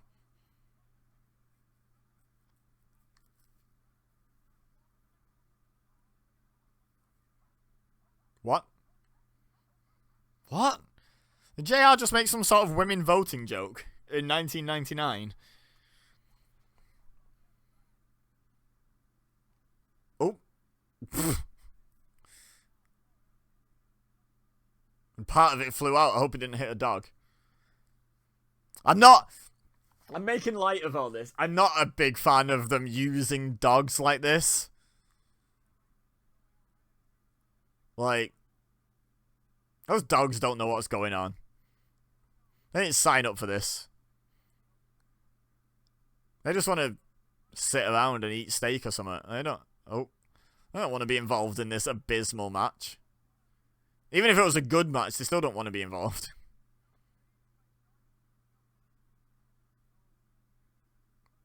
Has he? That seems unnecessary for the caliber of match that it's been.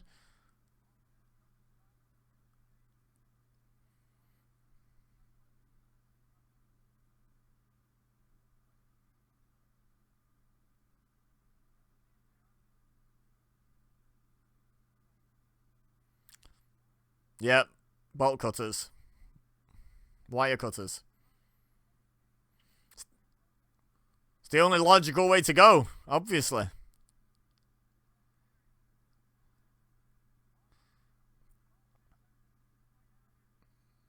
That's the easy way out? You sure about that?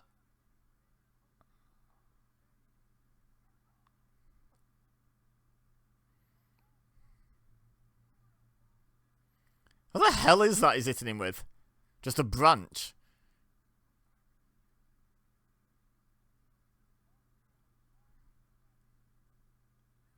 Just stabbed him in the head with some pliers. Oh!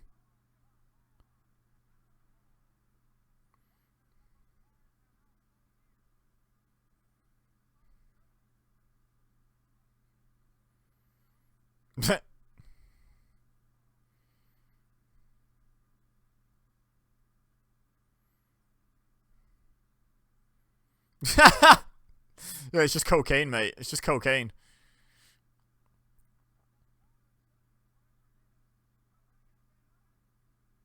Well, now he's got two. And a bad head.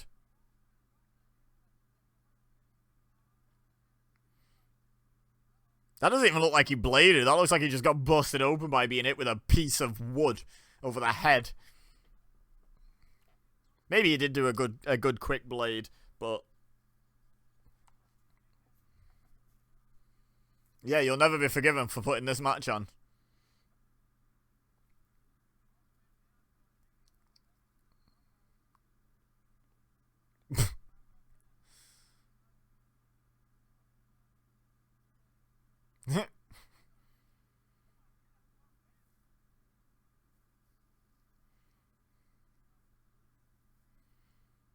Yeah, who knows?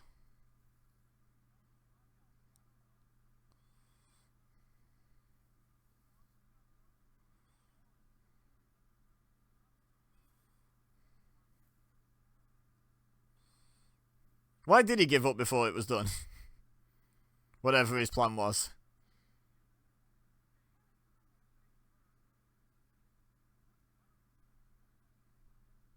These dogs do not care.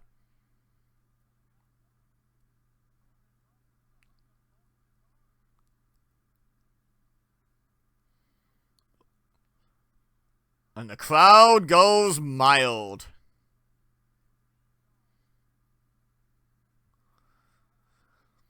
Really hard to care about an incredibly dull match that you can't see because there's two cages in the way.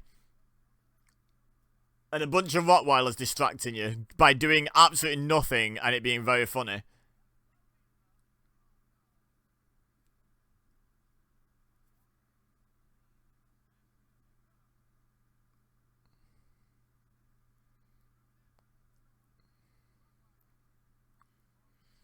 Yeah, I'm not surprised the crowd aren't into it. Even if they could see it and there were no dogs distracting them, this match would be bad.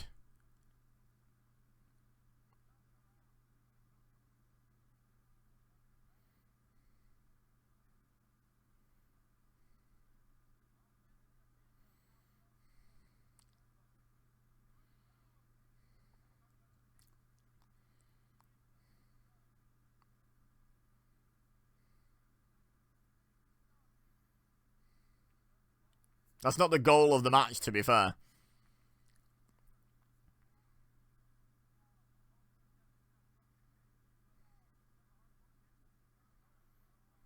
Please hurry up. Just leave. It's fine.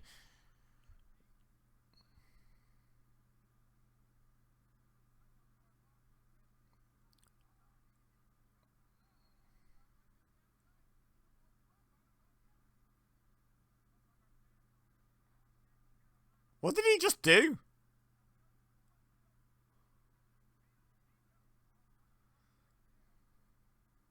Must be really good quality handcuffs. Jesus.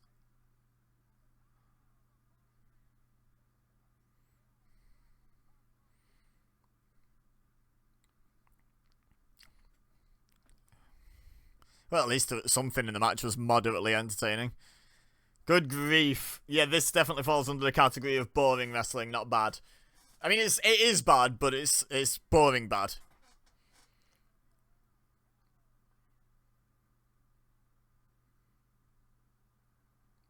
You know you're up to you're doing a good match when the only thing to get a pop is a mannequin head.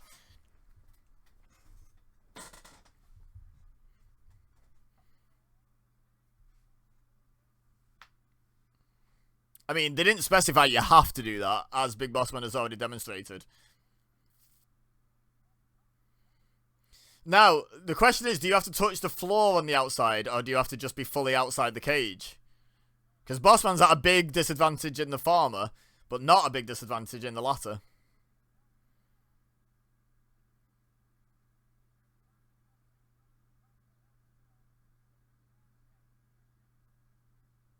Something bad's already happened, JR. It's this match. That dog was so keen to get him. It was wild that he got away. What a terrible, terrible match.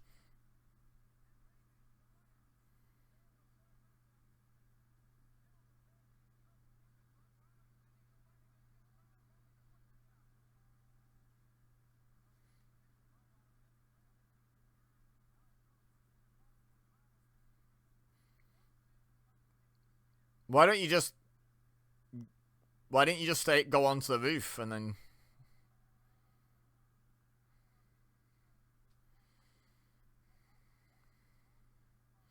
Those two are proper kicking off. Is that the same two again? They're not mates. Stick them in the next Kennel from Hell match.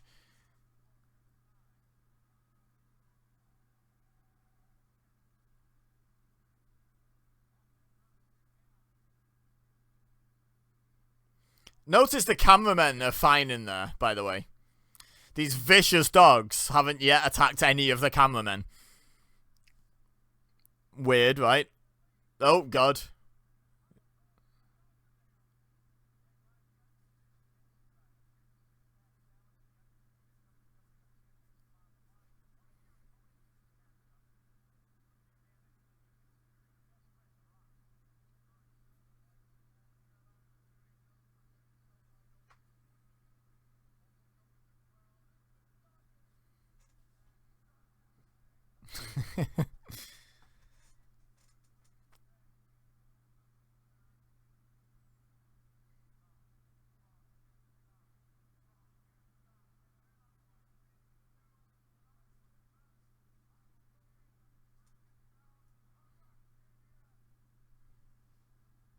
Don't tell him I said that.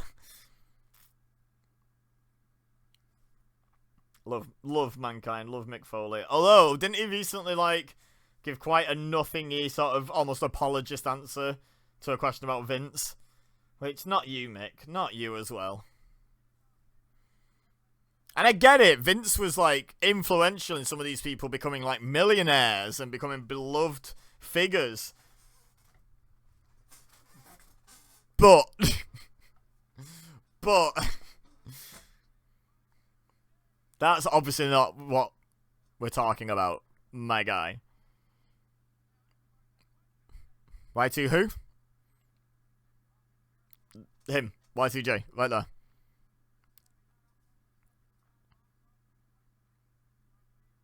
Someone's nicking that cage.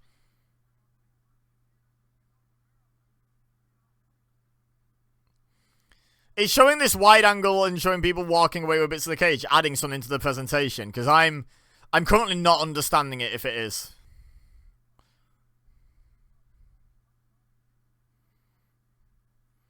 Jericho and X-Pac? That could be really good. Well, I don't think the focus is particularly on match quality at the moment. Don't know what's giving me that vibe. Maybe it's the fact there's not been a great match on the show at all. There've been some decent, passable, good matches.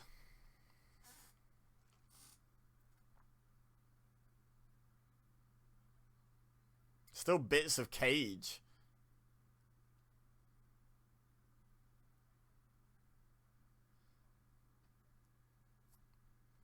Like, I get not wanting to kill too much time. Jeez. Also, a video package wouldn't go amiss. Just show why Jericho and X-Pac kept fighting each other. And then when you come back, the cage is gone. My name is Carolyn, and I am a Jerichoholic. Thanks for letting us know, Carolyn.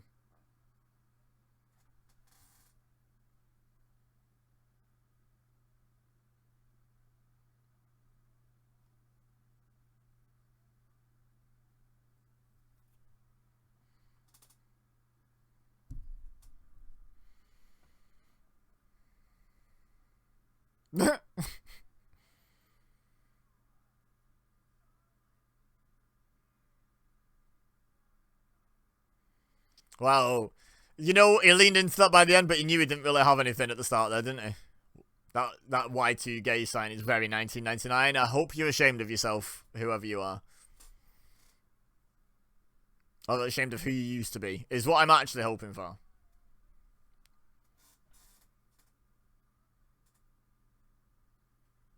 She's out injured at the moment. You don't need to save her. She's not in any matches.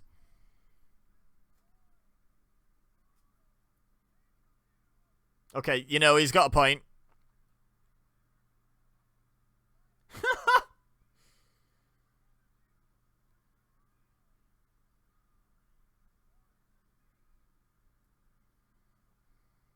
Mr. Hughes? That doesn't say Jerichoholics, that says Jericholics. Hey, Chad. Hey, WWF Chad.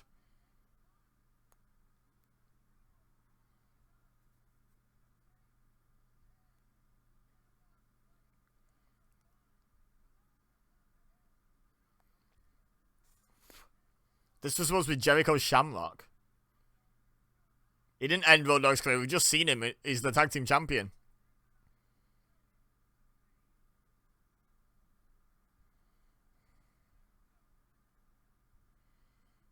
a lot of people using gay as an insult. We don't miss that. We don't miss that. I don't miss much about this show so far, to be honest. We definitely don't miss that.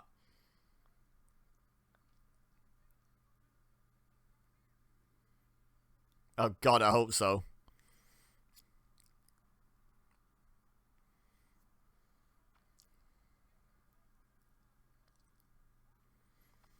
So, X-Pac currently has DX on his chest. And is very definitely the babyface here, with his green lighting and probably his DX pyro. We just had the New Age Outlaws reunion, and they're definitely faces. And then Triple H is like the heelest heel that ever healed. Now, granted, that X could be for X-Pac, not just for DX. But,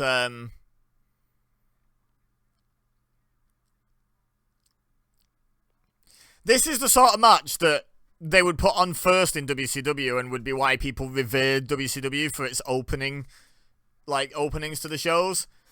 But is it going to be good in WWF?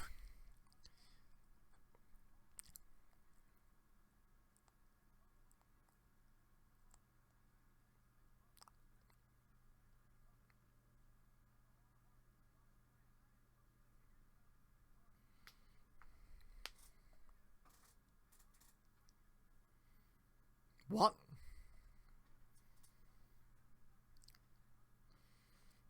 What is... King, what are you talking about? Like, only say your one-liners if they're gonna land. Well, that was just rubbish. Right, okay, here we go. Oh my God. Okay, that was a good back reference, to be fair.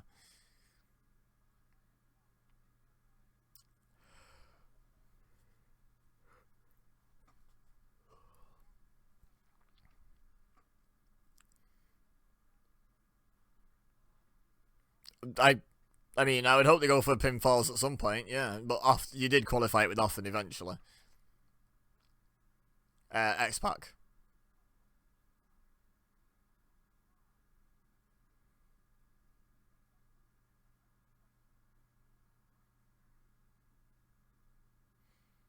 You sure about that, King? Oh. There's a weird bit of a disconnect there. Well, have a Bart Simpson, you tried, cake. Slap, slap. Kick. I don't know why I'm play-by-playing it in such a way all of a sudden, but yeah. That's how play-by-play should be done. Whip, reverse. Clothesline, duck. Roll up. Avoid. Spin kick, duck. Clothesline. Hey, thank you, JR. But yeah, I like the chop, punch, kick, elbow.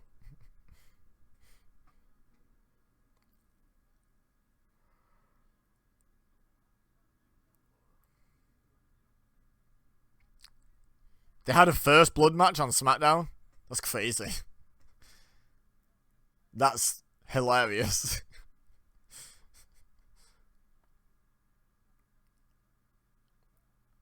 That is genuinely very funny. First blood match turning up covered head to toe. Which, by the way, they never, that I remember, played up that fact in the Steve Austin Kane first blood match at King of the Ring 97? 8? 98, maybe. Yeah, I think, yeah, it was the Mankind Undertaker one. That's 98, right? But yeah, they never actually bigged up the fact that it was borderline impossible to make Kane bleed, seeing as you couldn't see any of his skin except one arm. And in fact, did he have that arm covered in that match? I don't know. Pretty funny, though. Funny that they just didn't even acknowledge it.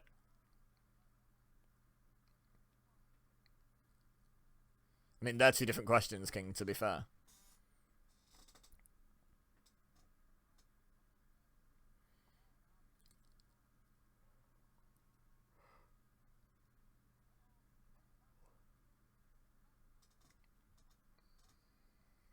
Into something.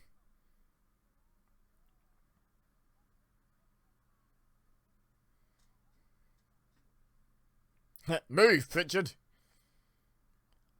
Oh, oh! That looked like a slam by Jericho. He did such a bad job of catching him. That was right in front of the ref. Hello?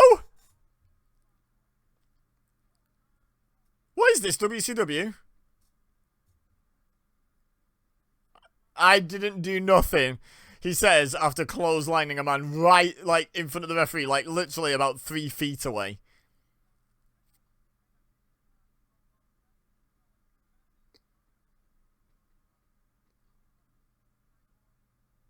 Oh! He caught none of that.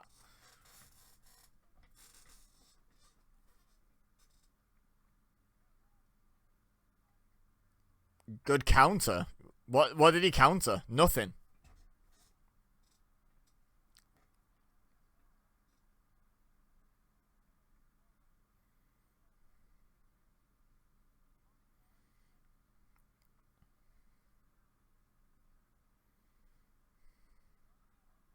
That was a nice missile dropkick.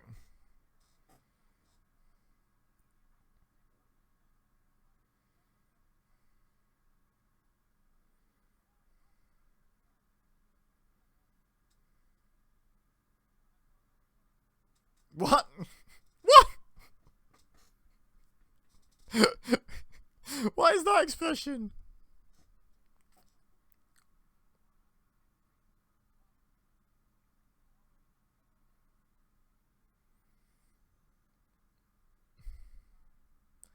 It's called a rest hold, JR.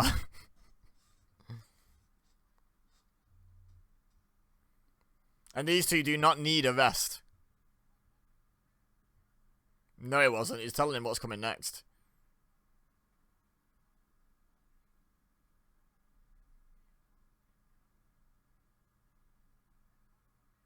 We booing X-Pac for getting out of it?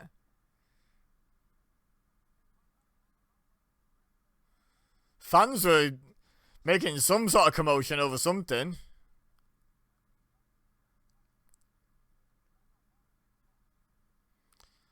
Right in the heart of X-Pac.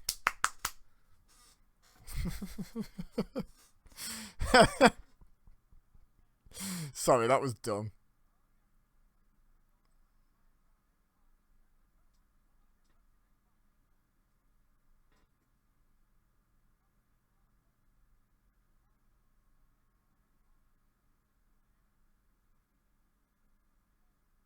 Oh my god. Why are we just like government naming him? What? Yes, Chris Irvin, better known as Chris Jericho, applies the headlock.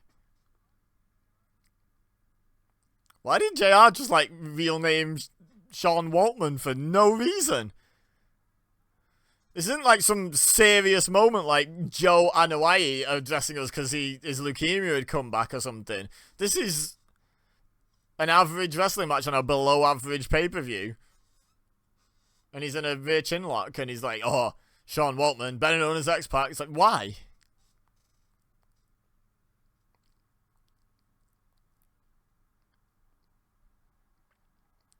No, they're not. They don't care. They're all looking away. What's going on in the crowd? No, they're not. We literally just had a camera shot with them all with the back to the action. No one is looking. What's going on?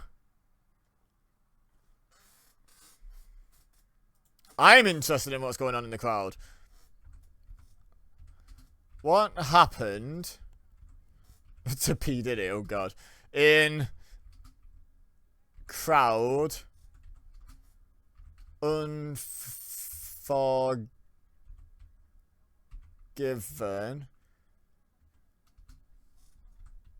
1999. Here we go. r/squared circle.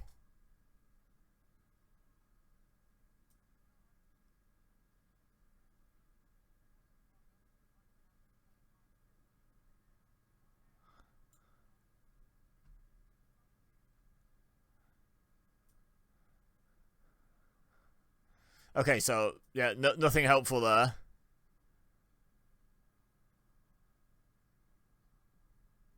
Oh, both of the teams were heels. Apparently the Acolytes were heels. Sorry, just reading something.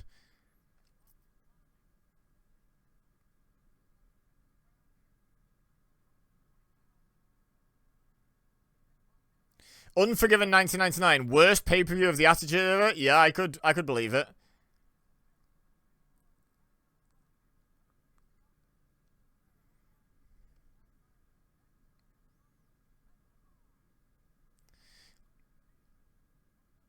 Although, there's another thing here. What an underrated main event. That's good to know. At least we might get the,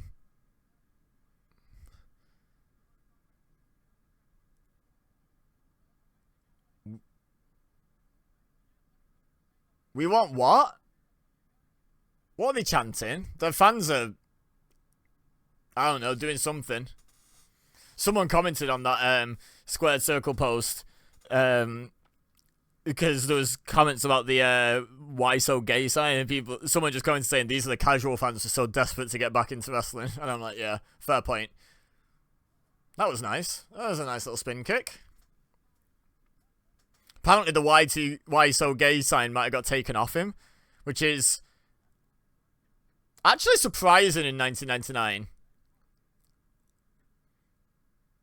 Someone stood up to that. Like, fair play, whether it's a security guy, whether it was an office decision, whether it was a fan that took offense to it and ripped it up or something. Like, whatever. Like, fair play. Like, no notes, if that's truly what happened. Oh, wait, I wondered what he was doing. He just kicked Mr. Hughes. Hey, okay, we're livening up now. We're letting X-Pac get going.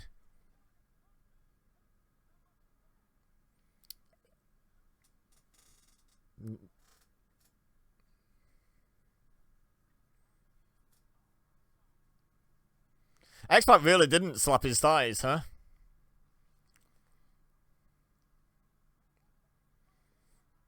Oh dear. I mean, it was an attempt at a block. It's not his fault. Like, right, if X-Pac had dived headfirst at him, he'd have got kicked in the face. It's not Jericho's fault that X-Pac decided to attack with his balls. Let's be honest. A defensive low blow is different.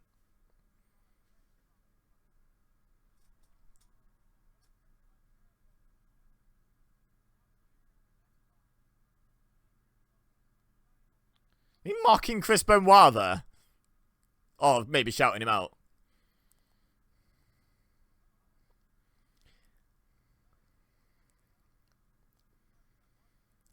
Like, doing the thumb across the throat slit sign is an Undertaker thing. But then doing it and then immediately going up to the top, that's quite a Chris Benoit thing. Anyway, it didn't go well for him, whatever he was doing.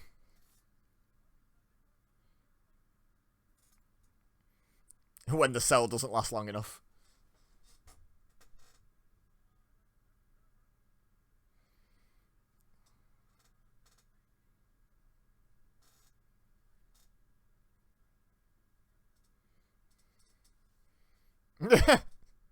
That is a good question. Are they his actual pants, or are they specifically his refereeing pants? Double powerbomb was impressive, but how much of the roster could he do it to?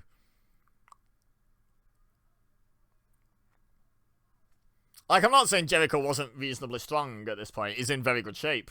However, let me list some names, and you tell me whether you think he could double powerbomb them. Kane, Big Show, Undertaker, Mark Henry, hell, D'Lo Brown. He's a thick boy. Oh, hello. Okay. Either of the Acolytes, either the Dudley Boys, Curtis Hughes.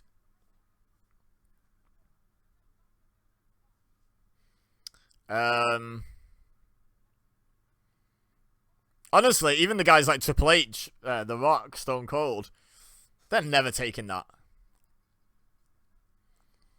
What a satisfying end to a match. Love to see it.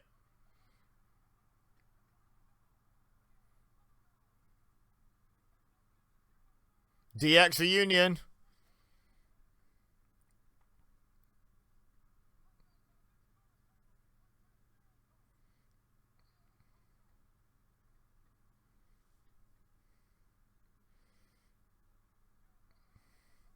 Has Road Dogg forgotten how to throw a punch because he's not got his wrist taped? That's so weird.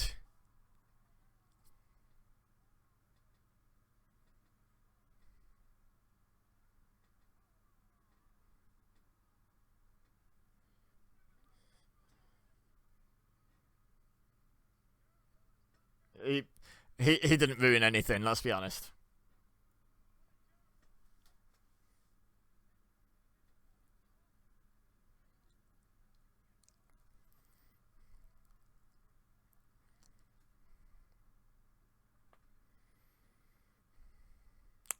Is it main event time? Please say yes. Let's have a look. Oh, we've got 34 minutes left. It must be, because there's 6 entrances to do. So let's generously assume they only take a minute each. That only leaves 28 minutes. There's some post-match. Oh, there's 7 entrances, because we've got Austin. So 27 minutes, take off some post-match. Video promo.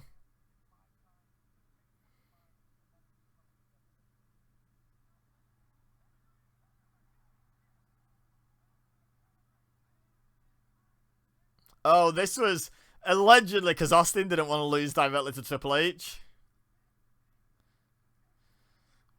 So they had Mankind win it at SummerSlam and then Triple H win it literally the next night on Raw.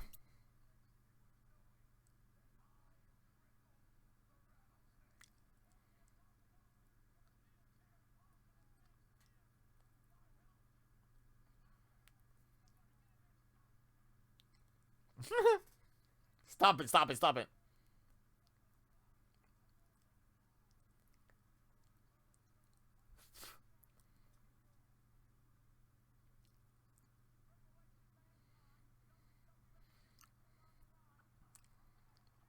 Oh, we don't need... How many times do I need to see that? Shane McMahon?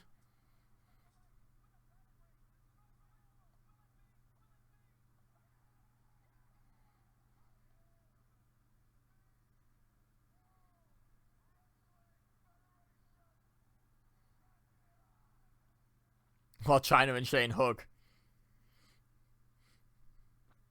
So why is he not anymore? Because this is a month after SummerSlam. And we've had Mankind win the title, Triple H win the title, and now apparently he's not champion anymore. But he's in the title match.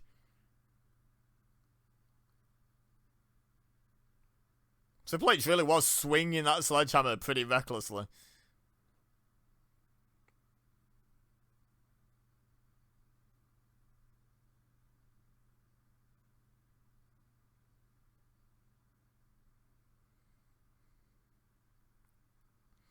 Okay, so were Triple H not in the match, I would understand.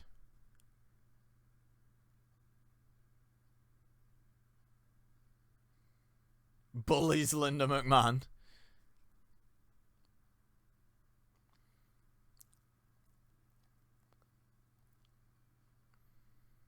Vince standing up for Linda because he's always been the excellent husband.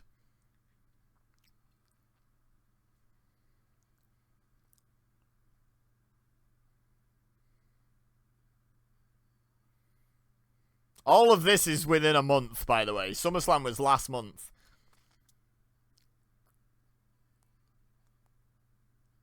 Austin helps Vince.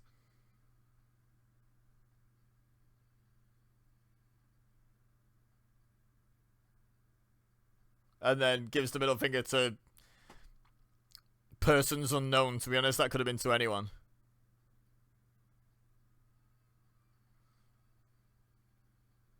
Because he can't be involved in WWF affairs. What?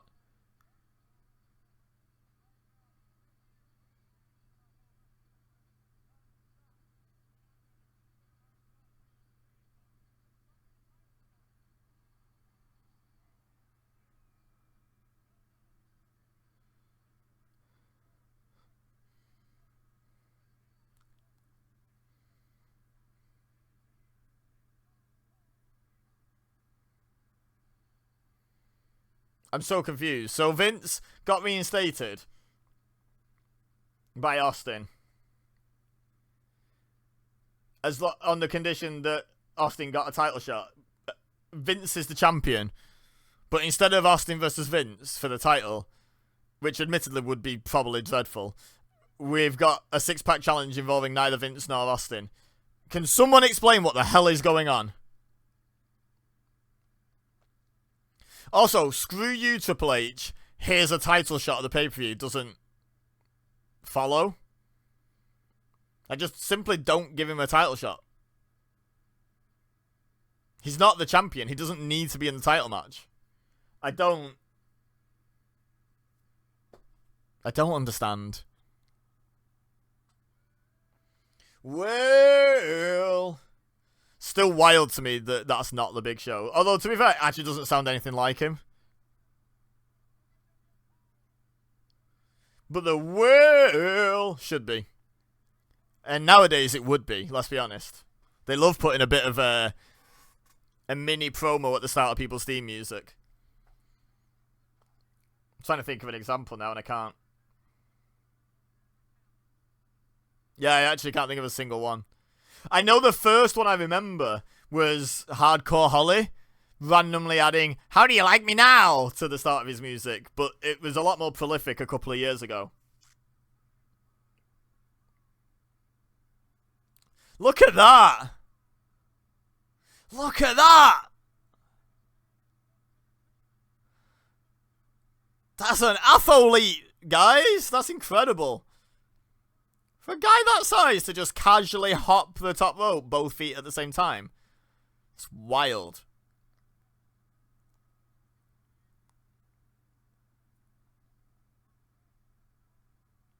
There's no way in hell with his accent he's from Manchester. Some like Wigan or something, isn't he? Bolton. He's not got a Manchester accent. My accent is not actually a Manchester accent, but it's a lot closer to a Manchester accent than Bulldog's. Like, a lot of people even from, like, where I'm from don't know the difference between a Manchester accent and my accent. But his accent... No, let me tell you, Brett. No then. I'm British Bulldog. It's a totally different accent.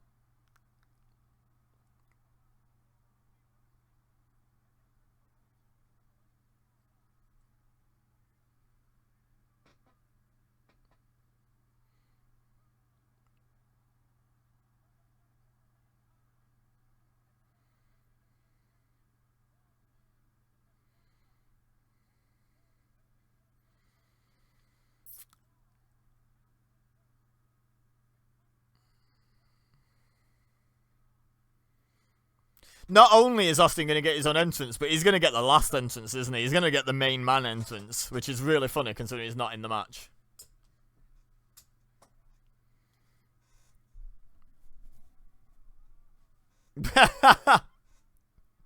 JR Assassin King is just amazing. I love it.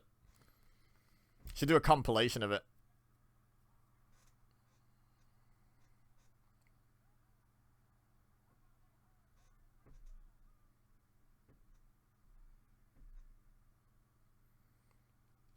This is... Oh, I was going to say it's going to be black and red Kane, isn't it? Yeah.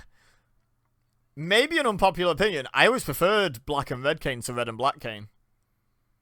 Starting to look more sinister, more evil in black with red, rather than in red with black. He's been the WWF champion for a day. Which I think at this point so is Mankind. Oh, no. He was no, it wasn't the start of 2000. It wasn't coming up. It was the start of 99, wasn't it? His feud with The Rock. So yeah, no, he's been for more than a day. It's fine.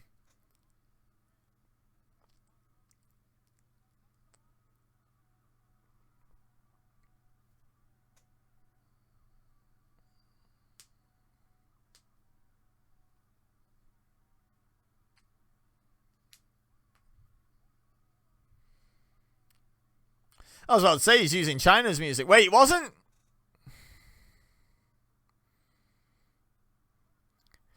China the babyface in her match earlier this evening?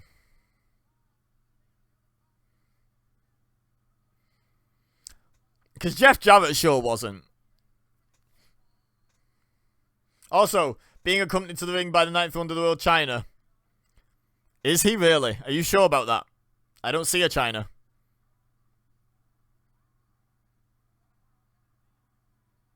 Since those Rocky chants louder than Triple H's music. Also, not only do I not understand why Big Show shaved that one tiny bit of his beard, but also I'm pretty sure it's lopsided. It looked it on that last shot anyway. If you smell... There we go.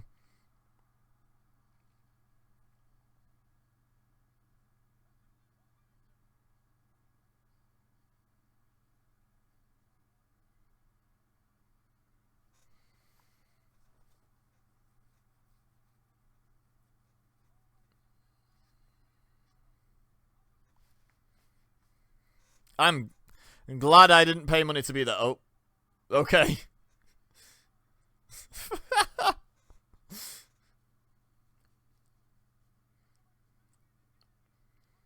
That sign says Stone Cold, what's in your Levi's? Wow.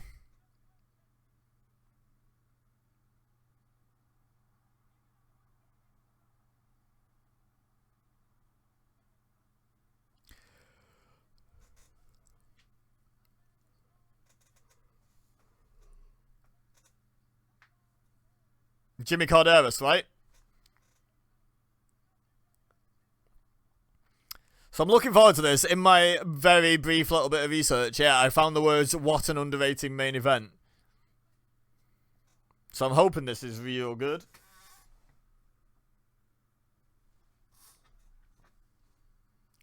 We're down to 23 minutes and we've not got Austin out here yet. So they're not going long for the sake of going long, are they?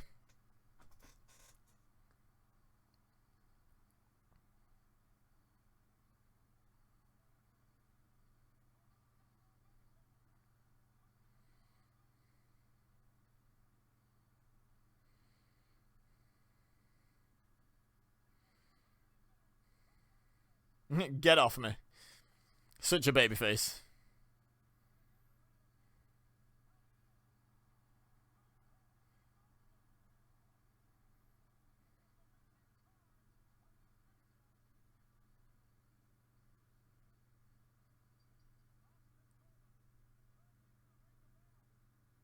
So Austin's going to be on commentary.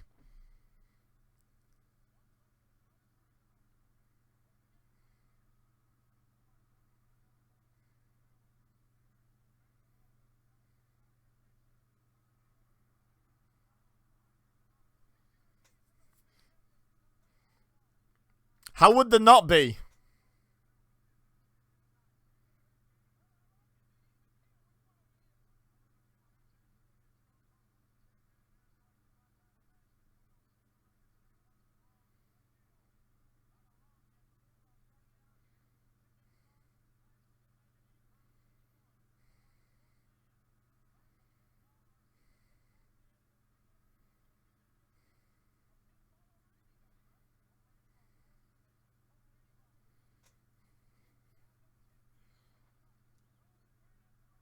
Cheap shot to Kane.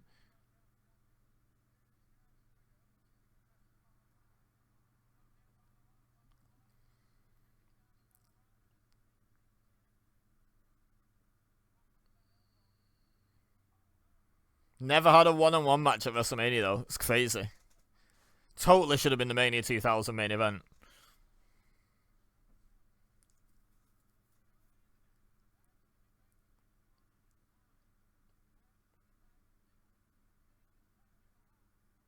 No, he didn't. He tagged out The Rock.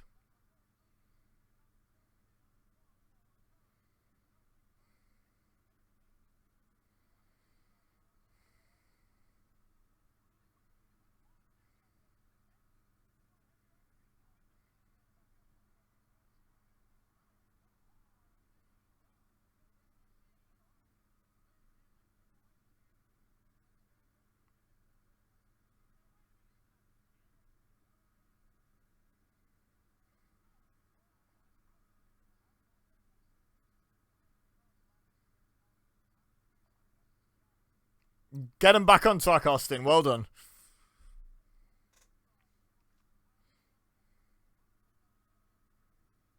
Women's?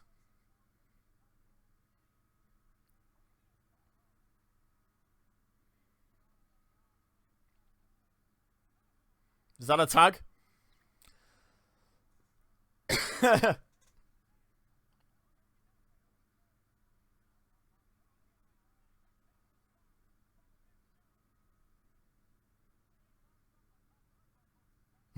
He hit me first, Mom!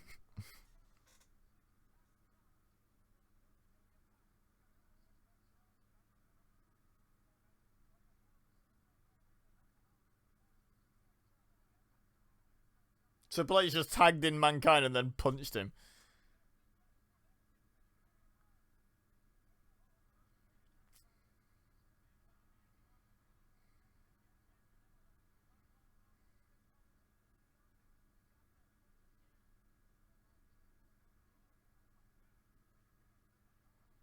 Sit down. Hello!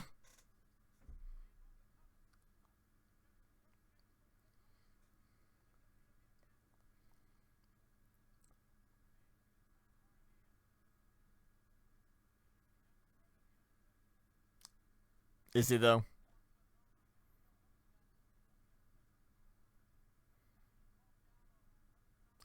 He's in parts unknown. I feel like he wasn't even saying that being funny, being smarky.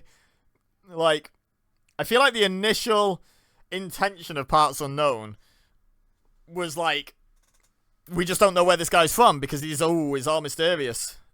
But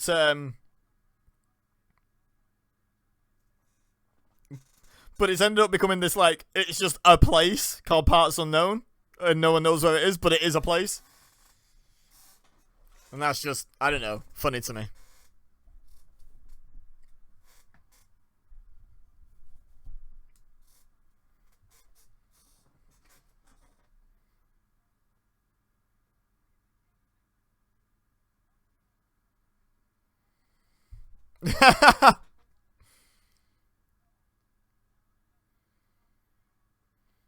Oh my god, someone did this move in real life. I thought it was exclusive to the video games. I don't think I've ever seen it in real life before now.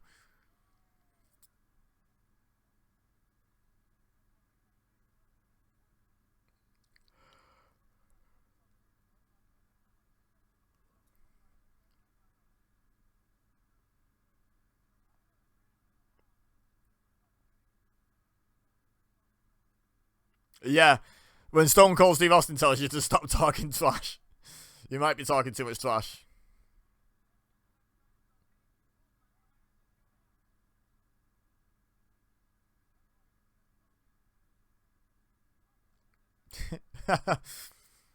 It's twice you said that, and twice it's been sarcastic.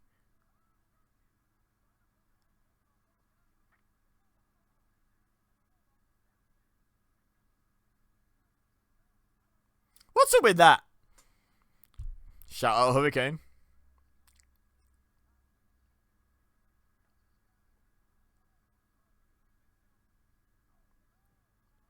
Mush.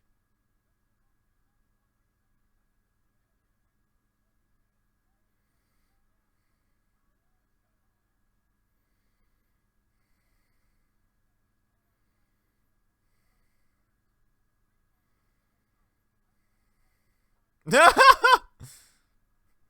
the hell is happening?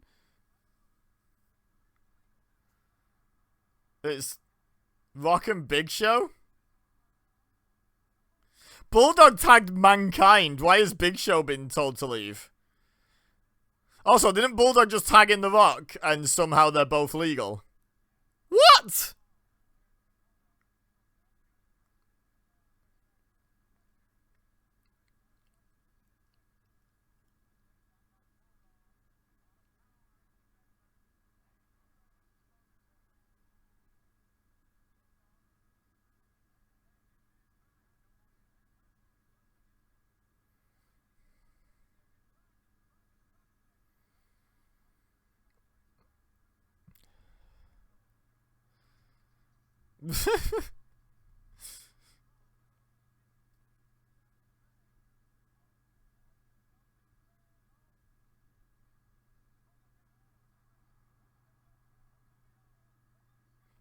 Country's name redacted. Leg sweep. Very nice.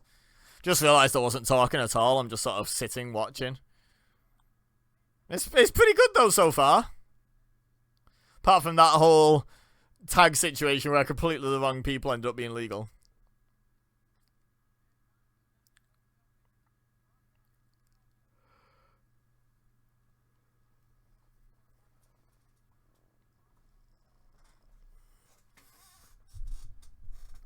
So are they not, like, properly a team yet?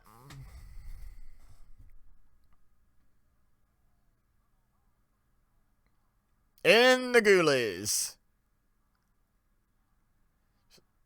Just a random Rocky chant for standing in the corner.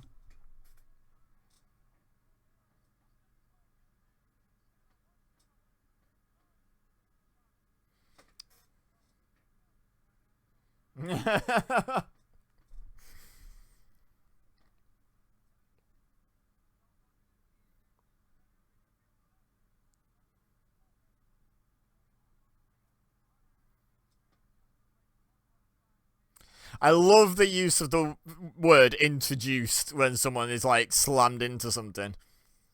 I just think it's funny. I like the, is it irony? I think it's actually a type of irony of, like, using a fairly friendly word, like, introduced, to describe slamming someone's head into a piece of metal.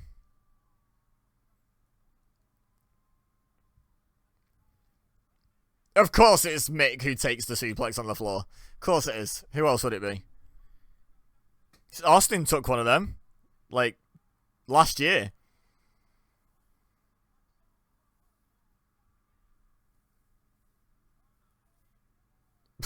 That's 3 low blows.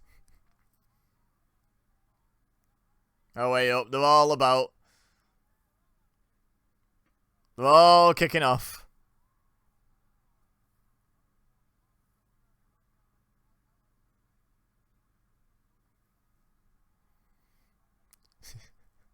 I love how it's like Austin's the special enforcer, which means guest commentator at this point. I'm sure he's going to get involved before the end of the match, but yeah. So, if we accept Rock and Bulldog as the legal men at that point, Triple H and Mankind are the legal men now.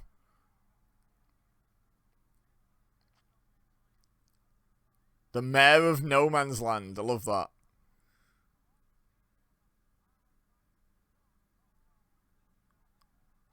Oh!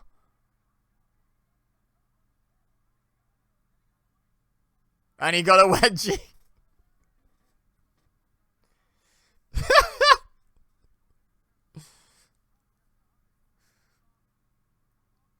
No.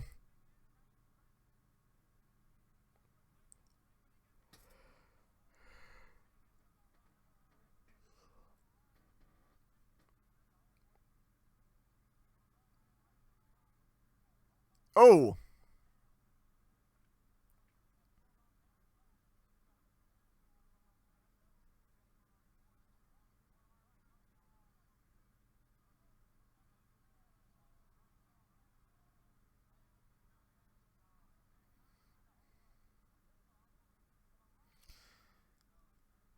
What's going on with the Rock's arm?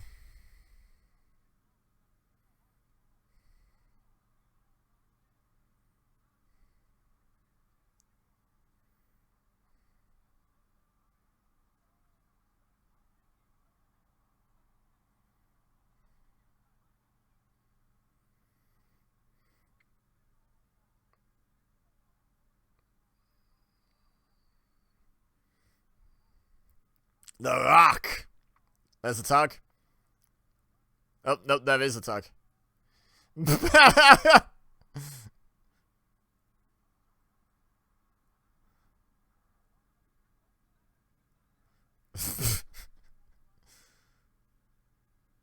Hey, up.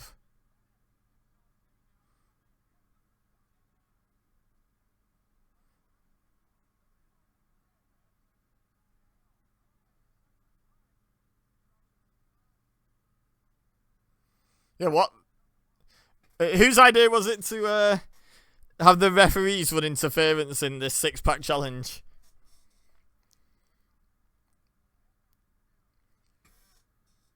Cadaverous.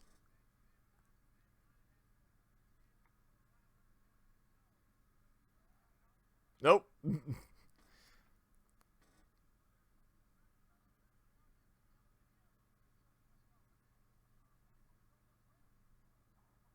Shut up about the refs.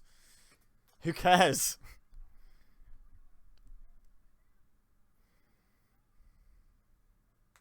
They thought he was just having a really long poo.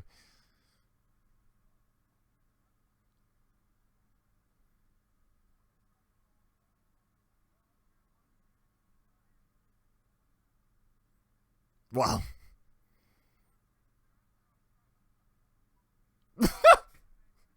What a baby face. What a baby face.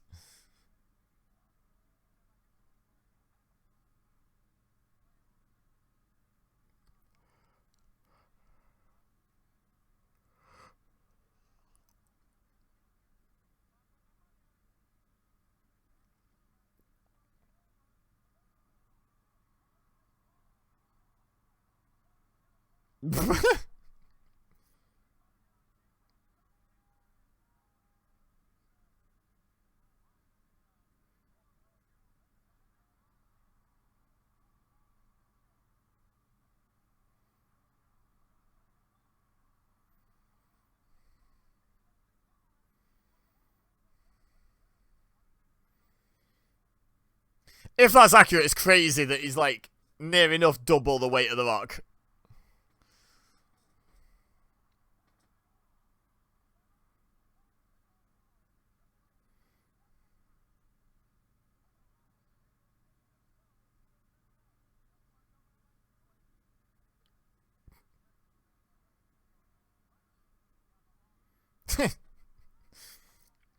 Austin just sipping his beer. Did Triple H and Big Show tag?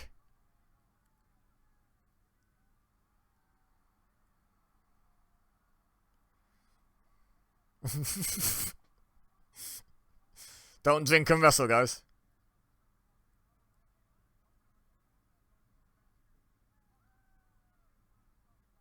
Talk about the only person who took his beer. Also, The Rock just tagged Kane from the ringside area.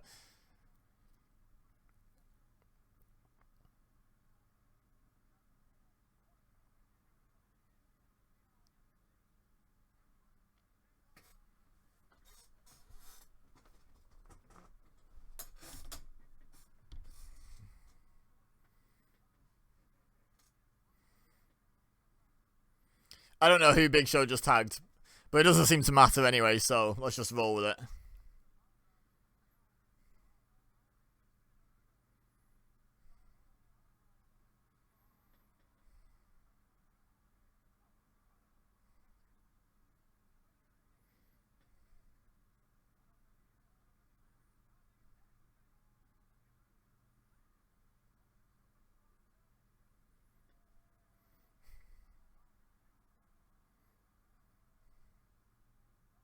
Uh-oh.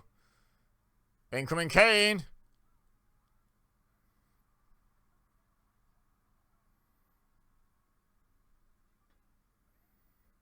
Oh, here we go. Here's the everyone hits the finisher spot. Wait, I thought Triple H and Bulldog were friends. Let go, Triple H. I hate the pedigree where they hold onto the arms. Oh! Nice. Yeah, I don't even know who's legal anymore.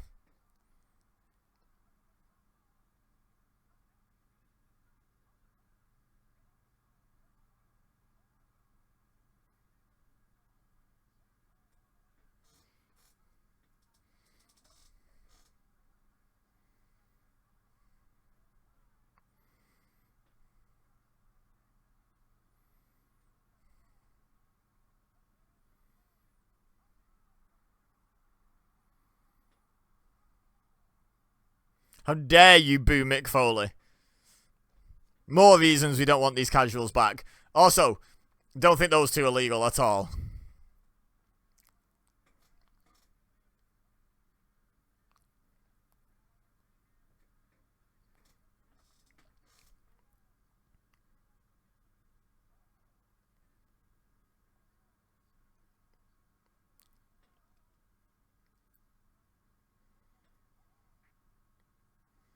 Oof.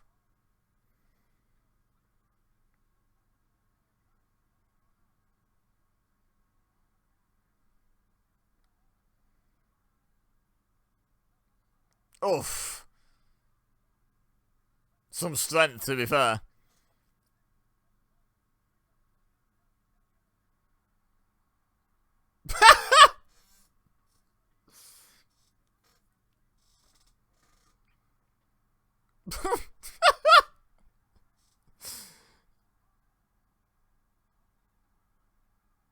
Uh-oh. Here comes Austin.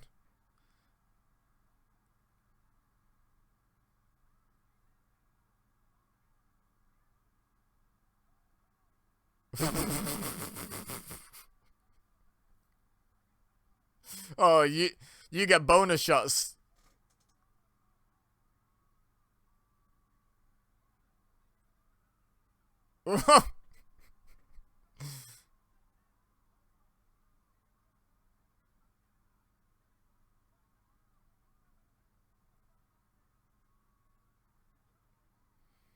So I'm guessing Austin's gonna count the pin now.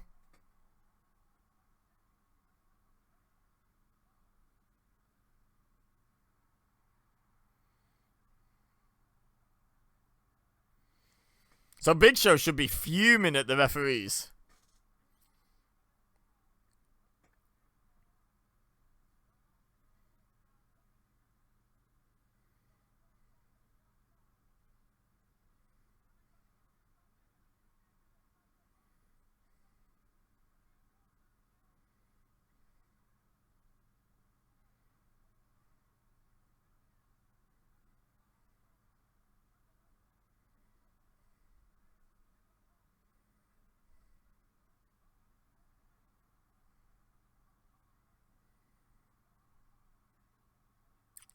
Oh, there we go.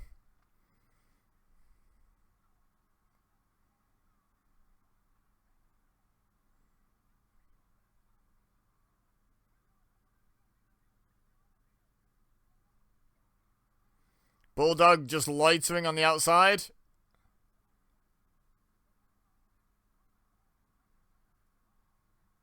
In the balls. Oh, chair shot to the head. Oh my! Oh! I mean, kind of a fun spot, but just makes me cringe. And Triple H did win. By pinning The Rock as well.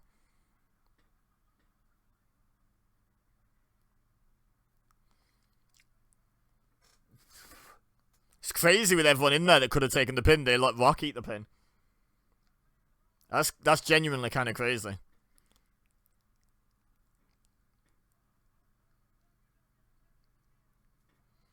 Okay, here we go. Incoming stunner.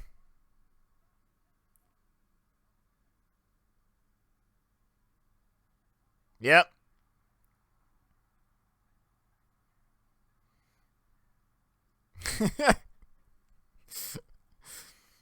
I don't even know why you would do such a thing if you were in there with Austin and he's offering to be a bit more humble and raise your hand. Just take it. Just take it. Oh God.